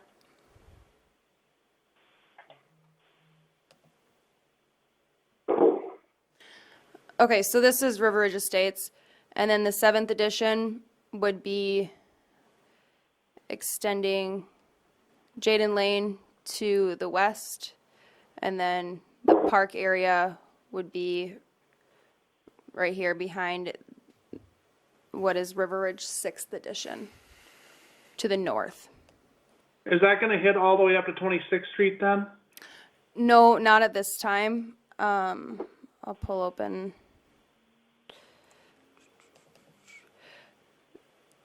I'll show you guys. So you'll see that that area all is annexed and zoned within the city limits. It's ag, so then they're rezoning the portion that they're looking at developing. So only this portion, which will be the detention pond area, and also part of their park dedication, that will be touching 26th, but no public right-of-way or lots will at this time. So the park's gonna be in the detention pond area? Well, so this area, can you guys see that from Teams, where I'm moving my mouse? Yes. Okay, so that northern area, that's where a detention pond will be. It's designed so that it would be dry within 24 hours. But then all of this area is just open green space. And that was, a lot of discussion was had with the park board on if we would accept the detention pond with the park dedication. It's a minimal area. We do also accept, in residential developments, we do usually accept the detention ponds, and the city maintains them in residentially zoned areas. Now, commercial and industrial developments are different. They would be privately maintained. So Brandy, just to confirm, if I may, the acreage for the detention pond area is included in the parkland dedication area, is that correct? Yes. Okay. And that was checked off by the park board to include that as part of the dedicated park area? Yep. Okay. How many acres is that? The pond or all of the the pond. park? Oh, gosh. pond I think portion it's of like the park. around 7 acres, the entire park area. And actually, I'll pull up the preliminary plan. Just give me a moment. Oh, maybe I What want are it on the- the end drive. What are our design standards for that? Is it grass? I mean, 7 acres is a lot of area. Yes, and sorry, I'm not logged into my account, so I actually can't pull up the preliminary plan. I can have that available for second reading too. I have it. Let me share my screen, Okay. see if it comes up from me. But your question with the intentions on how that would be developed, I believe Yeah. that and I don't know, is TK still on this meeting, or did he get off? I think he got off. Okay. I believe that this was the next park that they wanted to develop. And I know that, or I can't say I know, I believe they were thinking a playground area for sure. And then I don't know as far as if they were going to develop it as ball fields or what. But that would be a decision that the park board would have to make in the future. Well, I'm just thinking from a council member, if it's a 7-acre parcel, I mean, it'd be nice to know what down the road that's gonna be. Okay, I don't know how I can show this. My screen is up, and I'll try and expand this. Here's the park. It's in phase 1. And these are the lots they're requesting here. And I already forgot, Brandy, where the others are. Over, but with Okay, one. over here by this other one. And so this does have a road next to it, which would have to be built along with this. They're not planning to build these lots or these lots up here until phase 3, which is 8 years from now. So I'm sure they'd rather not build the road, but, I mean, how are you gonna get to the park? Councilman Hoyer, did you wanna make a comment? Well, I guess it's kind of twofold. One, again, looking at the future of this, it looks like it'd be pretty simple to eliminate some of these cul-de-sacs in this plan. Just by, I get that it kind of limits those 3 random lots that are towards the bottom there. But there's probably a creative solution there. And then just looking at too, if you could pull up the other image, what's the floodplain look like on this? Floodplain is not. Not even close to it? It's just down by the river. That's why I was kind of wondering how the water You'll have to turn impacts on over the there. Discovery, Brandy. Okay. Like, Am I know sharing this is this pretty now? elevated, Mayor. I'm just curious. Yeah, and you can see there's some pretty big grade changes in there. Right, there's some good draws in there. Yeah. So you'll see this area is the Big Sioux. Yep. And then all of this gray area is within the 500-year floodplain, so Zone X. And that is what they're proposing in the Discovery map. But still, with the 500-year floodplain, we do not require our floodplain regulations. Sure. Do they operate as natural draws right now, like pulling drainage down that way? They do. And Brandy, if you could turn on the preliminary plan approved on there so they can see where the lots lie. And those ravines really are separating some of the cul-de-sacs. Okay, yeah, that gives a better understanding of why they're making the choices they are. So that one long one is really a difficult spot to do any kind of looping back. Yeah, I just mean for like public understanding of why it looks the way it does, and for me too. That explains why they're not connecting roads and those 2 cul-de-sacs are separated right there. Right. Mayor? Yeah, if I may, Mayor, Yes, please. Heath here, just to chime in on Councilman Hoyer's concerns, which are valid ones that, as Brandy indicated, something we've been keeping tabs on recently with some plats and actually had them modify some proposed plats to get rid of some cul-de-sacs. But these physical constraints that we're pulling up, these are exactly what we look at with the developers and their engineers. If those physical constraints necessitate a cul-de-sac, we're obviously a little more amicable to bring those forward in the preliminary plans for their approval. And I just wanted to make that note too, that, these have been vetted off and are part of their currently approved preliminary plan, just so that, that point was clear to everybody as well. Not that we still can't have these discussions, but this is part of an approved preliminary plan at this point. Right. I guess I'm just looking at this, Heath, and I'm looking at that northernmost cul-de-sac, and I'm confused why it doesn't just go out to 26th Avenue? Sorry, my vision's not that good. Yep, it is 26th. 26th, and like the development that's happening on the right side of this in the northeast quadrant looks a little more traditional, makes a little more sense, good use of land, and then it's just kind of weird that the northern one is there and it doesn't just connect out. But I see they have a collector out on the left. Part of that, I think, is due to the parkland configuration that they settled on. That street would obviously cut through that area and eliminate some of that parkland dedication. So I think that it really comes down to all the ways that we can lay these out, and any developer's consultant can lay these out. And then our ability to, check off these kind of concerns during those preliminary plan phases is definitely something we'll keep tabs on. Sure. I mean, just with our nifty title that we just won, sure want to keep operating under those principles. Right.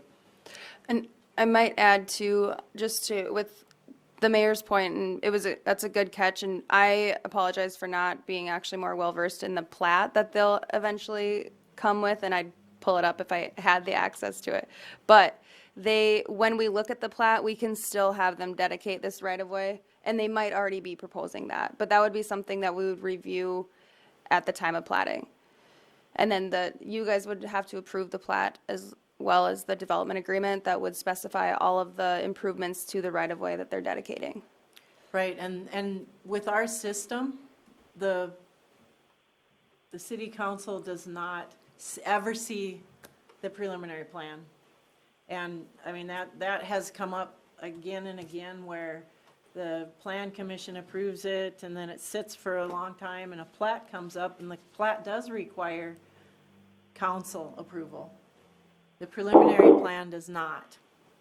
And so that's a little bit of a, we should have the liaison watching these meetings when we approve preliminary plans. Councilman Rademski, did you want to weigh in? Yeah, I have a couple questions here. This 7 acres where this is proposed, now that includes the park plus the retention pond? Yes. Okay, so how many acres is the retention pond and how many acres is the park? Mayor, could you pull the preliminary plan back up? I'm not sure off the top of my head. You can see it up there, the little rectangle in the upper left. Oh, here, I'll measure it out. But I can bring it up too. I'm guessing it's roughly an acre versus 6. Yep. And this is gonna be standing water, that's gonna be there for less than 24 hours? What are they basing that on? Who said that? I thought that's what she had said, was that the standing water would be there for less than 24 hours. That's how it should be designed. Heath, do you want to speak to that more so? Yeah, so the detention design requirements that are part of our post-construction BMP manual that the city has adopted, that detention pond would have to function according to all those regulations. Was there a specific question to that I missed? I'm sorry. Another question I would have to that would also be, how deep do we anticipate this water getting? Are we talking like ankle deep water, knee deep? How deep would this water be? And secondly, is there any kind of a requirement with having kids in that same area that there would have to be a fence around that retention pond? Yeah, those are good questions, Councilman Rademski. As far as the depth of water, that really does vary on the final design for that drainage, that detention pond. They can be graded in the numerous different ways. The outlet structures can be built in several different manners. Based on the footprint of that, it would just be wild guess on my end how deep it could get, but it could be at least a few feet, I'm guessing, based on, or depending on the amount of rainfall that is channeled to that pond. And again, it would be for, I don't remember off the top of my head if it is 24 hours or if it's 48, but there is a window of time that they have to design that to drain within, that we would also require upon them. We typically don't require any fencing around these because of their temporary nature. There are certain components, the outlet structures, the pipe sizing and things like that come into play. It's kind of inherent to the lay of the pond and, you know, people, families educating their kids that it's not to be played in when there's water in it. And those are definitely important facts. Thank you. Are there other questions? I'll just add, I did a quick calculation here, and actually so just the park area, they might have went above and beyond, and I will clarify this before second reading, even though this will come into play more so with plating, and when we're looking at the development agreement, not so much with the rezone, but since it's kind of came up, and I'll clarify at the second reading, but it seems that they went above and beyond on what they're dedicating for the park area to include that pond. So the pond area wasn't necessarily included in the total required dedicated area. If that makes any sense. But, Yeah, and I that know makes that was a huge discussion with the park board, and it was something that we didn't want to be dedicating the park area that was also the detention pond where it was unusable for people anyway. So, or if it would be unusable. So I will clarify that for the second reading. All right. Are there any other? Mayor, can I have one more point? Sure. Brandy, just to note, I know it's been a good handful of months now, but it seems the extension of Cheyenne Lane or a temporary extension of it may have been discussed during the prelim plan phase. That's something we might want to go back and look on too to see what notes were made or comments were made as far as access to that parkland. Sounds good. I will note that. All right. If there are no other questions, we'll move on.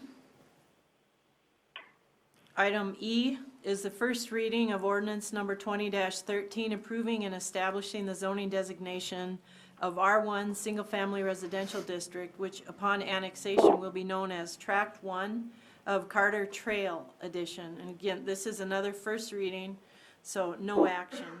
And Heath, would you tell us about this, please? Yes, thank you, Mayor. This is part of an exciting project to complete another segment of our recreational trail around Lake Compesca. This is off the southeasterly portion of the lake where the Carters have graciously dedicated some land to the city, donated some land to the city for the extension of our bike trail. We've been working with our consultant, IDG, in designing that bike path through this area. We've been working with the Carters themselves and some adjacent property owners to the west of their land, and have been working pretty extensively on this project to get it brought forward and to finally get the trail built on it. This is the next step that's in the city's control as far as annexing and zoning this property. And so that's why we have the first reading before council here tonight as part of establishing the zoning for when we do annex it, and that would become a zoning designation of R1.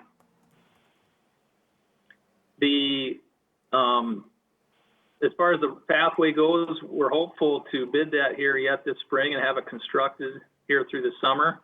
That's the plans that we tentatively have in place with TK on the Park and Rec Department, and our consultants. We're all on board with that plan and moving forward in that manner. And I know Matt Roby, our city attorney, has been diligently helping us too with a lot of background work with property discussions and easements and things of that nature that are all connected to this. But if there's any other specific questions to this annexation and zoning component of the project, Brandy or I would be glad to help answer any of those. All right, thank you. Does anyone? Mayor? Yes. Is that Matt? This is Matt Roby. This is Matt Roby. I thought I'd just add one quick other piece of information. The Carters are donating this land, but they'll also be utilizing this donation to go towards their eventual park dedication requirement when the time comes for them to annex and develop their property. Great, good point. So how are we memorializing that? I have it on my to-do list to, we'll draw up just a short contract that we can file with the Register of Deeds to make sure that it's not forgotten about, depending on how long it takes, them to proceed to development. Right, okay. Mayor, Yes, who's that? can we change over to the, ordinance 20-13 versus the GIS?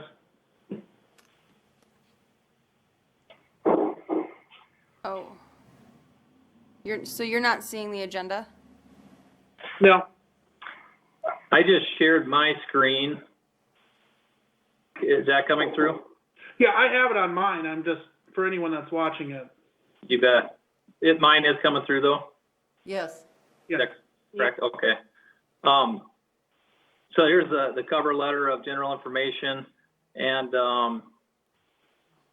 there's the petition for the annexation of the property.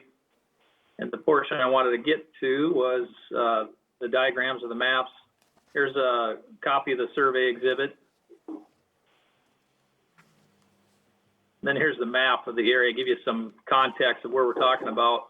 As you have South Lake Drive that curves around, heads westerly off of 60th Street Northwest, curves south, and this is the area of the Carter property that we're talking about annexing and zoning, that the pathway will be extended through and then connect out back onto South Lake Drive and run adjacent to South Lake Drive in the right of way. When will that be coming forward, Heath? I know that doesn't have anything to do with this, but to cut across South Lake Drive and then down. Yes, so that would be all part of this same phase of the construction project. And we've got that all designed as well, along with the segment on the Carter's property. So this whole run, along with everything in South Lake Drive, it will continue south off this map. I apologize, we didn't have the full extent here, but that pathway will continue south and then westerly to a point almost, it's not quite to Sandy Shores, it's a little bit east of there. Yeah, I'm talking, does it cut across there, across where the water tower is there, or is it coming across South Lake Drive and then back across South Lake Drive to the west and then south? Right here at this location, we would cross South Lake Drive at this location where my pointer is at, and then it would run on the west side of South Lake Drive and then cross again at that intersection to be on the southerly side.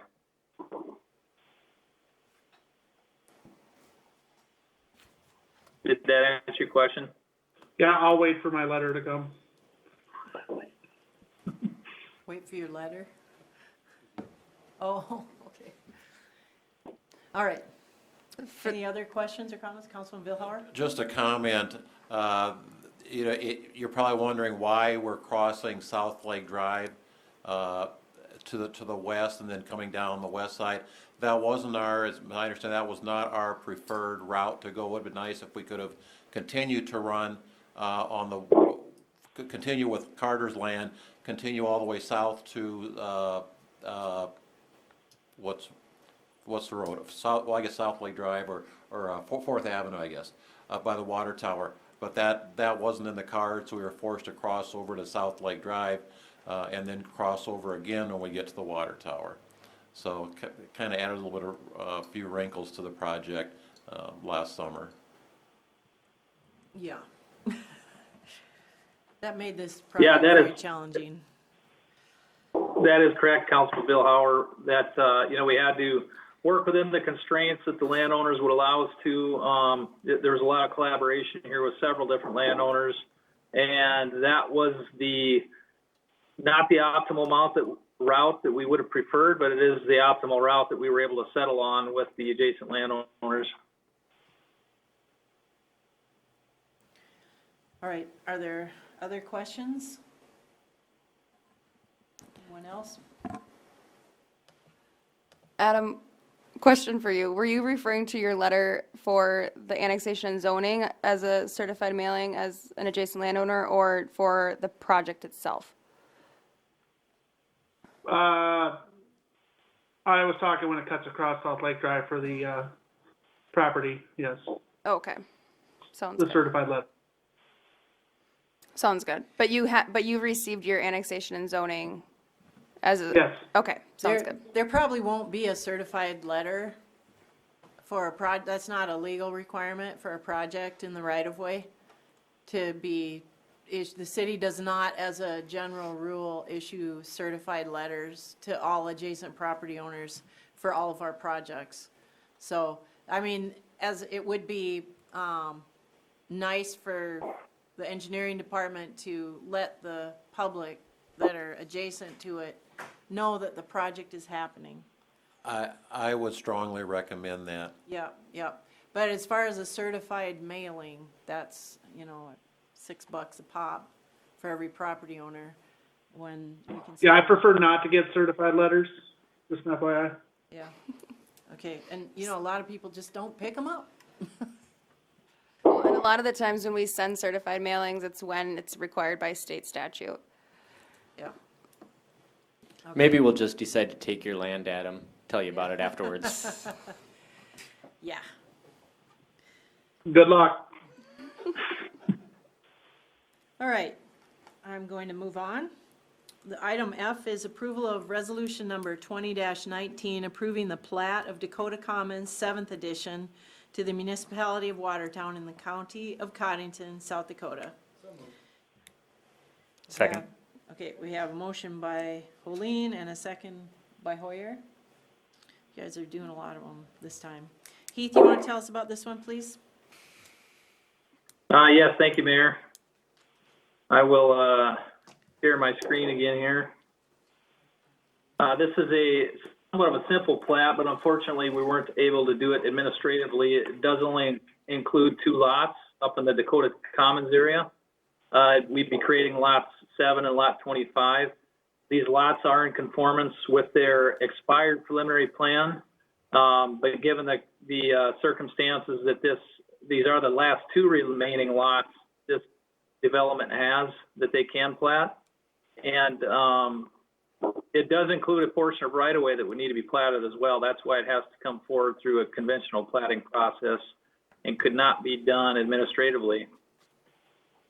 Here's lot 7 and lot 25, and a portion of right-of-way that has to be platted with it. And here's a map to give you some context of where we're at. Here's 3rd Avenue Northeast. This is the Dakota Commons PUD zoned subdivision. If you look out here on the easterly extent of this yellow line is the currently annexed and zoned property line that's within the city limits. And these are the last 2 lots that are part of their preliminary plan that could be platted. Any subsequent platting would require annexation and zoning and all the conventional development processes that we would administer. And urban planner Brandy Hampton is available, or myself, if anybody has any questions on this one. All right, do we have some questions? This is a little bit unusual in that all the infrastructure is already built, and we don't really know why they didn't take all of it when they went forward. Not really sure, but we do know that they aren't compliant with the stormwater regs, and so any more platting of new rights-of-way should be following our ordinance. And that was really a debate on this one. Should we let them plat 2 more lots, or should we enforce right now? So, Councilman Hoyer. I guess I'm just curious with that comment. So do we have drainage issues right now without proper stormwater? The regulations that I'm referring to are the water quality regulations, and we can go back and require them on their next plat to provide the full treatment for everything that occurred after the ordinance was adopted. Just kind of catching up with ourselves here. And to add to, I'll share the GIS. So you'll see that the discovery map proposed by FEMA also is showing that some of this area within Dakota Commons will be within the 100-year floodplain, so in zone AE. So it'll be very important that when they come forward with future development, that they are going to be relooking at all their hydraulic analysis and then implementing the necessary measures. And so also Dakota Commons is a PUD, a planned unit development. So then that will all have to be approved when they're annexing and zoning too, and they'll have to have a PUD plan where they're looking at those items, and then they'll look into it deeper when they have to revise their preliminary plan.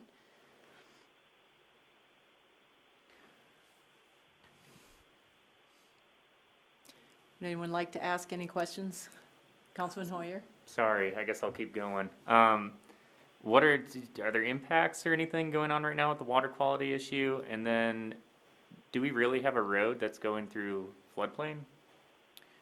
We have a lot of roads that go through floodplain, and that's not unusual. Wherever you have a stream crossing, you have potential floodplain. Now Well, we're I'm in just the looking at it and it looks like it could have been avoided. Well, and that road was constructed in 2014, and this discovery map came out in 2016. Okay, there But we go. As a matter of fact, we get calls usually every spring. I don't know if we got any this spring, but I've answered those calls many years. The folks that live on that little cul-de-sac see the water rising and coming yeah. close to their house, and they are nervous. And if you pull the map so you can see further south, Brandy, that map reflects accurately where we have issues. And so it wasn't a known floodplain before. Right. So it wasn't that they were out of compliance, but when those plats were completed in the past, we weren't anticipating this. And so with this being the initial discovery map, then we should be getting updated maps later this summer. And then the proposed floodplain won't grow, it might lessen. But it's just, this is initially, so now how we're directing developers or property owners, anybody who has questions about any of these areas that are potentially impacted, we're letting them know that this could be into effect. It's just not regulatory right now. But it's something that people should be aware of so that they can make whatever decisions they want going forward, that it might be proactive to implement what we require for floodplain management. If they would build their house up, or their lowest finished floor would be higher than they were initially planning for. And so to that point, also, Brandy and I have recently met with the developers here as they brought this application forward for this, or brought this plat forward. And we shared with them this discovery map and the details of it for them to keep in mind for their subsequent phases of development.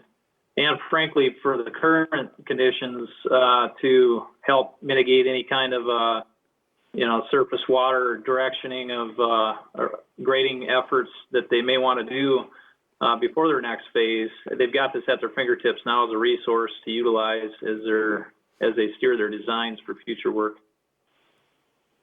Right, thank you.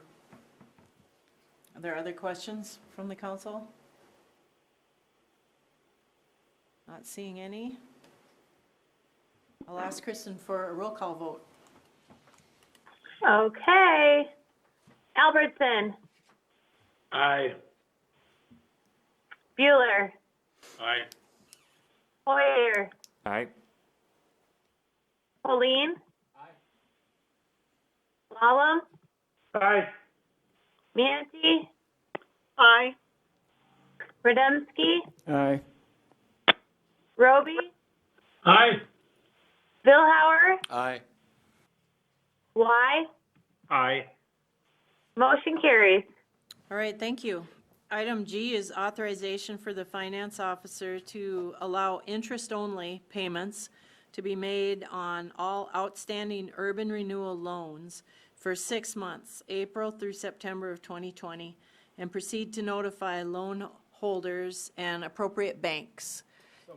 Second. I have a motion by Pauline and a second by Billhauer. And Kristen, would you please explain this one? Yes, thank you, Mayor. I received a request from one of our current urban renewal loan holders, basically asking for interest-only payments for the next 6 months. It sounds like some of the other consumer loans are doing this similar thing.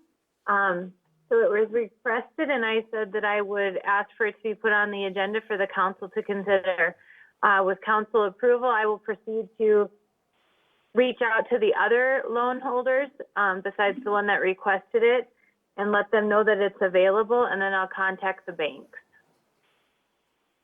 All right, council, any questions about this? Councilman Helene? Kristen, could you just let us know how many such loans are out there?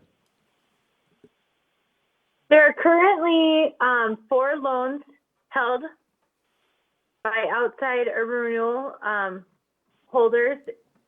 This would be a savings of anywhere between $290 to around $580 a month, and a total savings of $1350 a month for the holders. Yeah, I didn't realize it was that much. Any other questions, council members? All right, Kristen, roll call vote, please. Okay, Albertson, Aye. Bueller, Aye. Boyer, Aye. Helene, Alum, Aye. Ante, aye, Rudemsky, Aye. Roby, Aye. Billhauer, Aye. Y. Aye. Motion carries. All right, thank you. Item H is authorization for the finance officer to issue a special check in the amount of $6,250 to Raven Industries for the purchase of medical gowns for first responders and medical professionals in the fight against COVID-19. A motion by Helene and a second by Albertson. And I'll tell you a little bit about this. This came out of the Unified Command Team. We're struggling to have enough gowns, and we're able to find, these are medical grade gowns, which are difficult to acquire. They can be reused. Raven Industries is able to produce some, but we had to act fast, 1,000 of them. And actually, tomorrow getting that check out was kind of the deadline. And then we miss our spot in the queue. And they're in very high demand right now. The county commission is considering splitting this cost with us, but they haven't met yet to discuss it. So we act on this, you have to assume that they vote no and that we shoulder the cost ourselves, but it's really a minor cost considering what we're facing. So I entertain any questions. Councilman Bill? Mayor? Go ahead, Adam. Well, just a question, how long would these take to procure? Do they have them on hand? I cannot remember, to be honest, but I believe they're produced quickly, and we'll have them in pretty short order. But if we didn't get this done right now, there's a lot of people in line waiting, and we'll go to the back of the line. So they're making How long them fast. did they? Oh, sorry, go ahead. They're making them quickly. How long do those last? You know, you said they can reuse them. Is it something that they can reuse like a few times? Yes, and they are made of a material that can be sprayed down with disinfectant and hung dry, and they're it's not a regular fabric, but it's also, I mean, they look plastic. I don't know if that picture got put in the agenda packet. I don't see it. But they actually look like a clear plastic gown. But I don't think it's a plastic either. I think it's a kind of a hybrid material. Councilman Thank you. Villar? Just a comment, if I'm not mistaken, Mayor, expenses that are being incurred in conjunction with what we are doing here, should hopefully reimburse to us when the dust all settles on this at some point down the road. That's true. We are compiling and keeping track of all of our expenses, and we do hope to get some reimbursement from the federal government through the state money that's being set aside for the additional expenses. Again, though, we can't count on it, and we can hope for it, and we will submit it for reimbursement. There's a really good chance. I mean, there's no way we'd be doing this if it weren't for the COVID situation. Any other questions? All right. Kristen, roll call vote, please. Okay. Albertson, Aye. Bueller, Aye. Aye. Moldine, Slalom, Aye. Mancy, Aye. Rudensky, Aye. Roby, Aye. Billhauer, Aye. aye. Aye. Motion carries. All right, thank you. The next item on the agenda is old business. Is there some old business? Sarah, it's Don. Hang on a second, Don. Well, do you want to go into executive session first? And then, I think we should, and I will save that for the very end, and then, Councilman Roby? Heath, would you give me 10 seconds on Cherry Creek, please? Yes, thank you, Councilman Roby. And I know Brandy's still in the room there, but I have not had any updates, been able to get an update from her in the last 2 weeks on the status of that, but I know we've been communicating with the developer's engineer yet on their project. And I think we're kind of waiting in the wings to know for sure if theirs is going to move forward or not, so that we can plan accordingly for our regrading of the Cherry Creek drainage area. Thank you. You're welcome. All right. Other old business? New business. I have a couple of items I would like to point out to the public. There was an emergency letter sent to the Federal Department of Transportation on behalf of SkyWest, doing business as United, as our essential air carrier. And the individual airport board members and city council members were shared with this letter before I signed it, but I did sign it without direct authorization as an emergency measure. The COVID situation is extremely hard on the airline industry, and this is an effort. The letter asks the DOT to allow the SkyWest to serve our community with only one flight per day instead of the two in their contract with the DOT, and that they would get the same subsidy, that the subsidy would not be reduced. And we don't have to do this. We're doing this because we don't want SkyWest to go bankrupt and lose their ability to serve our community. These are unprecedented events going on in our nation right now, and the economic damage it's doing to companies is terrible. And so this is felt as something that we would support the Department of Transportation, cutting them some slack and paying them a little bit more than they were required to by the contract. So I just wanted to point that out, that letter was mailed. And another letter that went out also was shared with council members, but it was between meetings, so didn't really get on the agenda. I signed a letter along with most of the mayors of the state of South Dakota, the various different cities, and I believe that all the Class 1 cities were represented except for Aberdeen. in urging the governor to take some action, to declare, make some statements that would allow our communities to take the action that we did.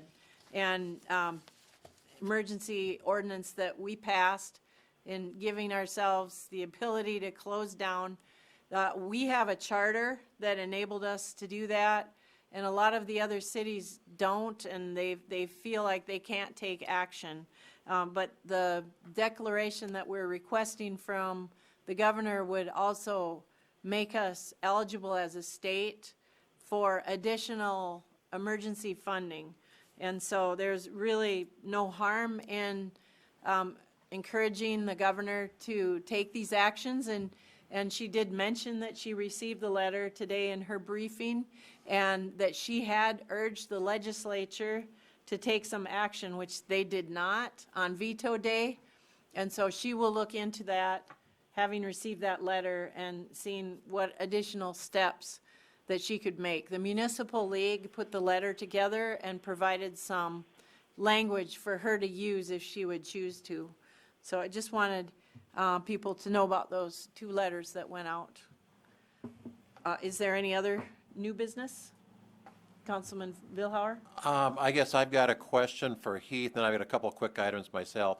Heath, do you want to give us an update on the 212 work that's going to be done here starting, what, this week sometime yet?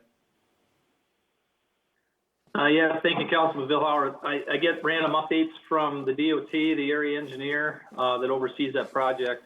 And the latest update is that they are going to commence with the work here this week.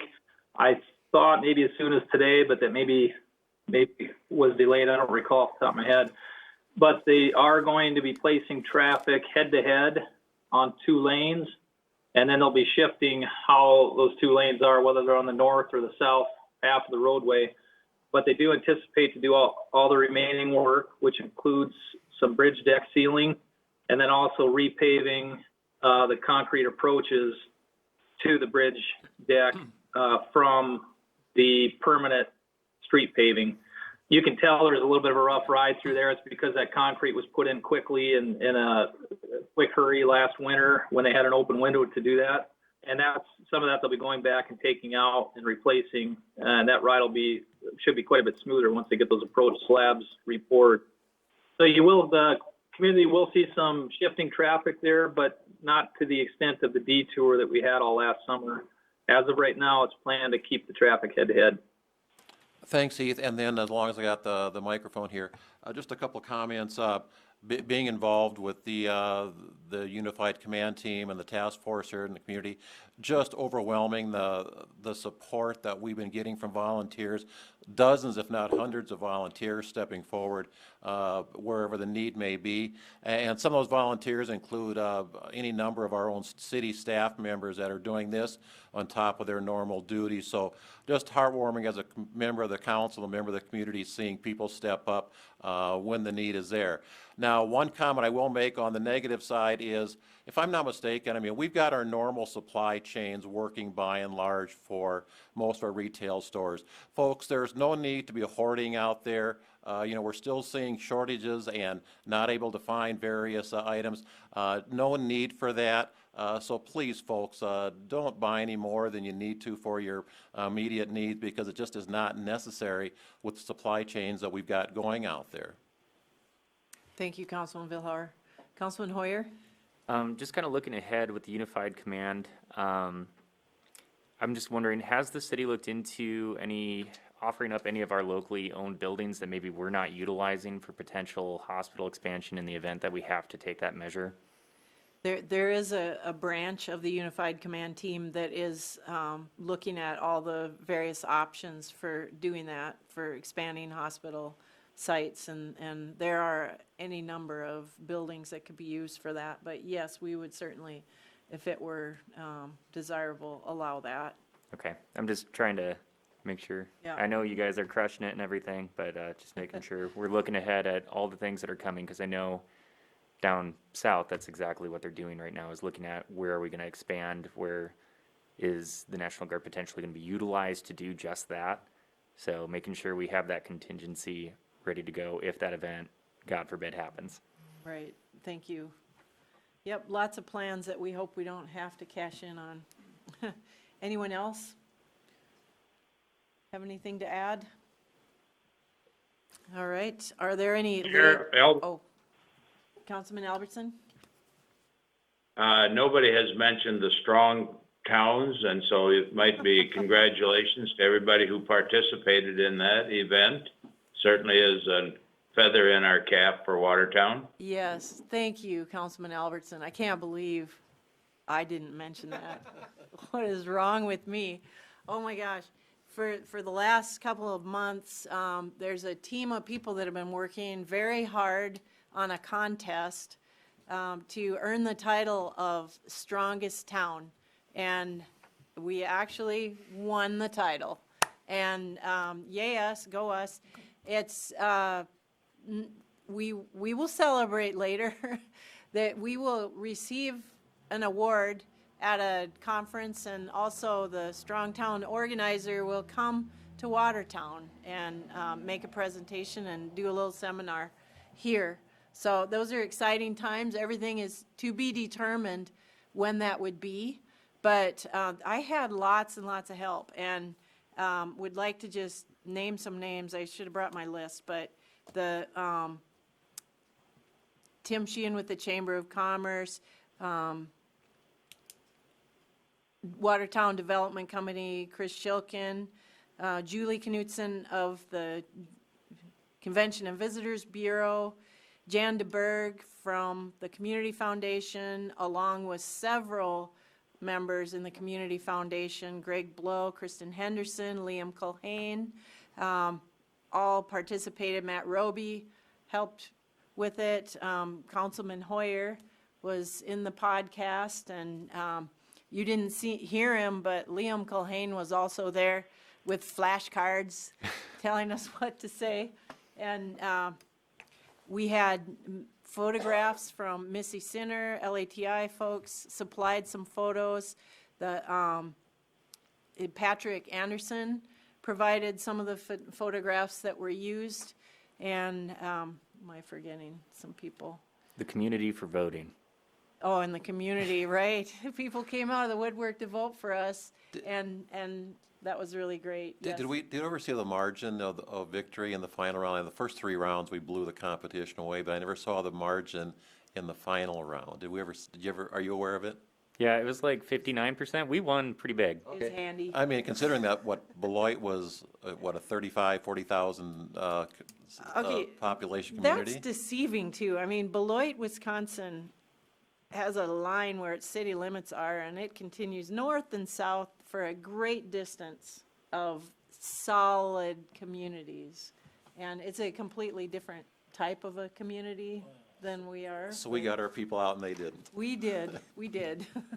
Thank you, community, for that. Let's give ourselves a hand. We're the strongest town. So thanks, everybody, and thanks for bringing that up. Were there other liaison member reports? Mayor, just a real quick comment. At last Monday's Municipal Utilities Board meeting, the Utility Board did match the $150,000 or contribute $150,000 to the development company loan relief fund. So they followed pace with what we did at our special meeting a couple weeks ago. Thank you. Mayor, can I just tack onto that real quick? Yes. That process for that loan is extremely simple and extremely streamlined. So folks that are out there, take advantage of it. If you need that assistance, go for it. It's very simple to apply for it. So It's for businesses. Absolutely. Yep. All right. Thank you. Any other liaison member reports?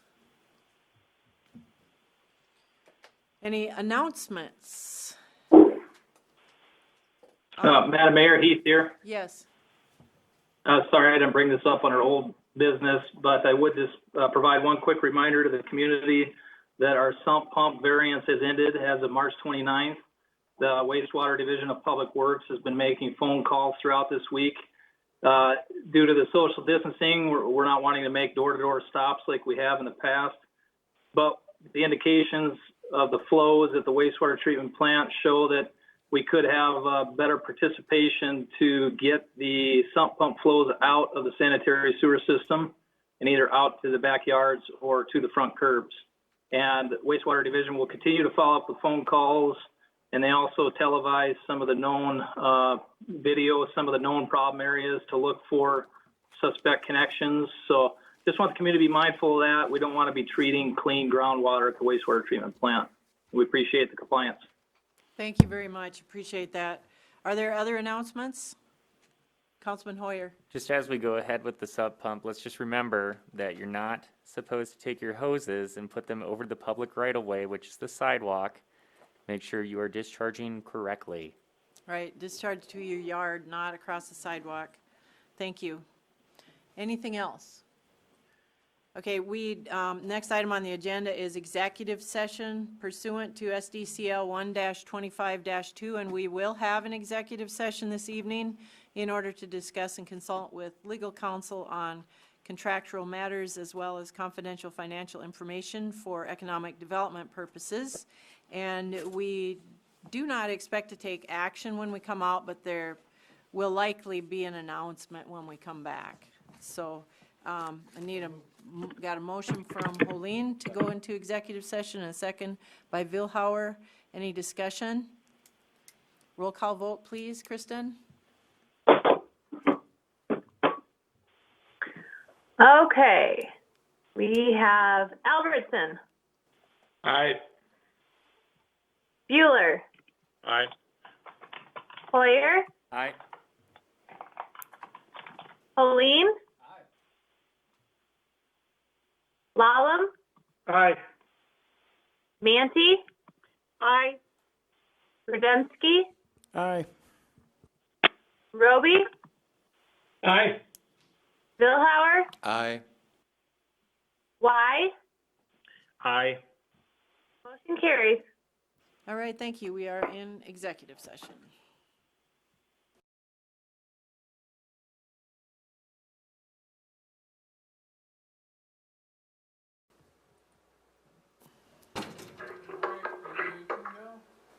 Ready?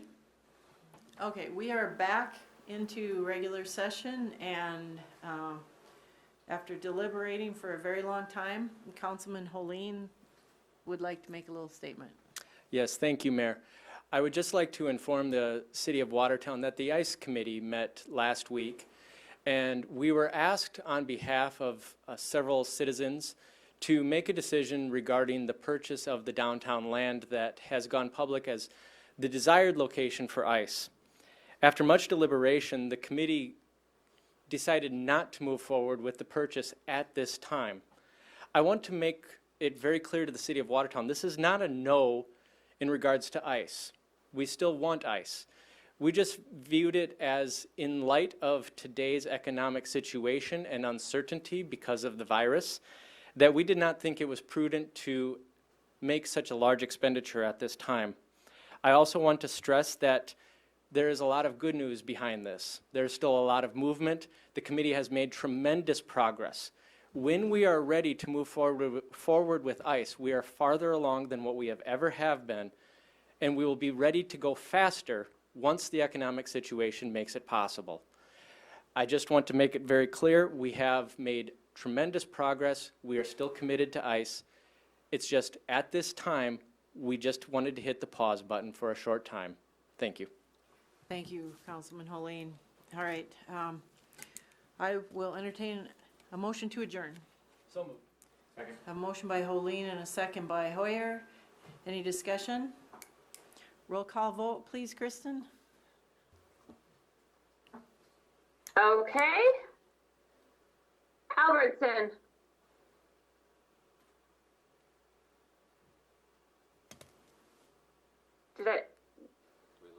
Albertson.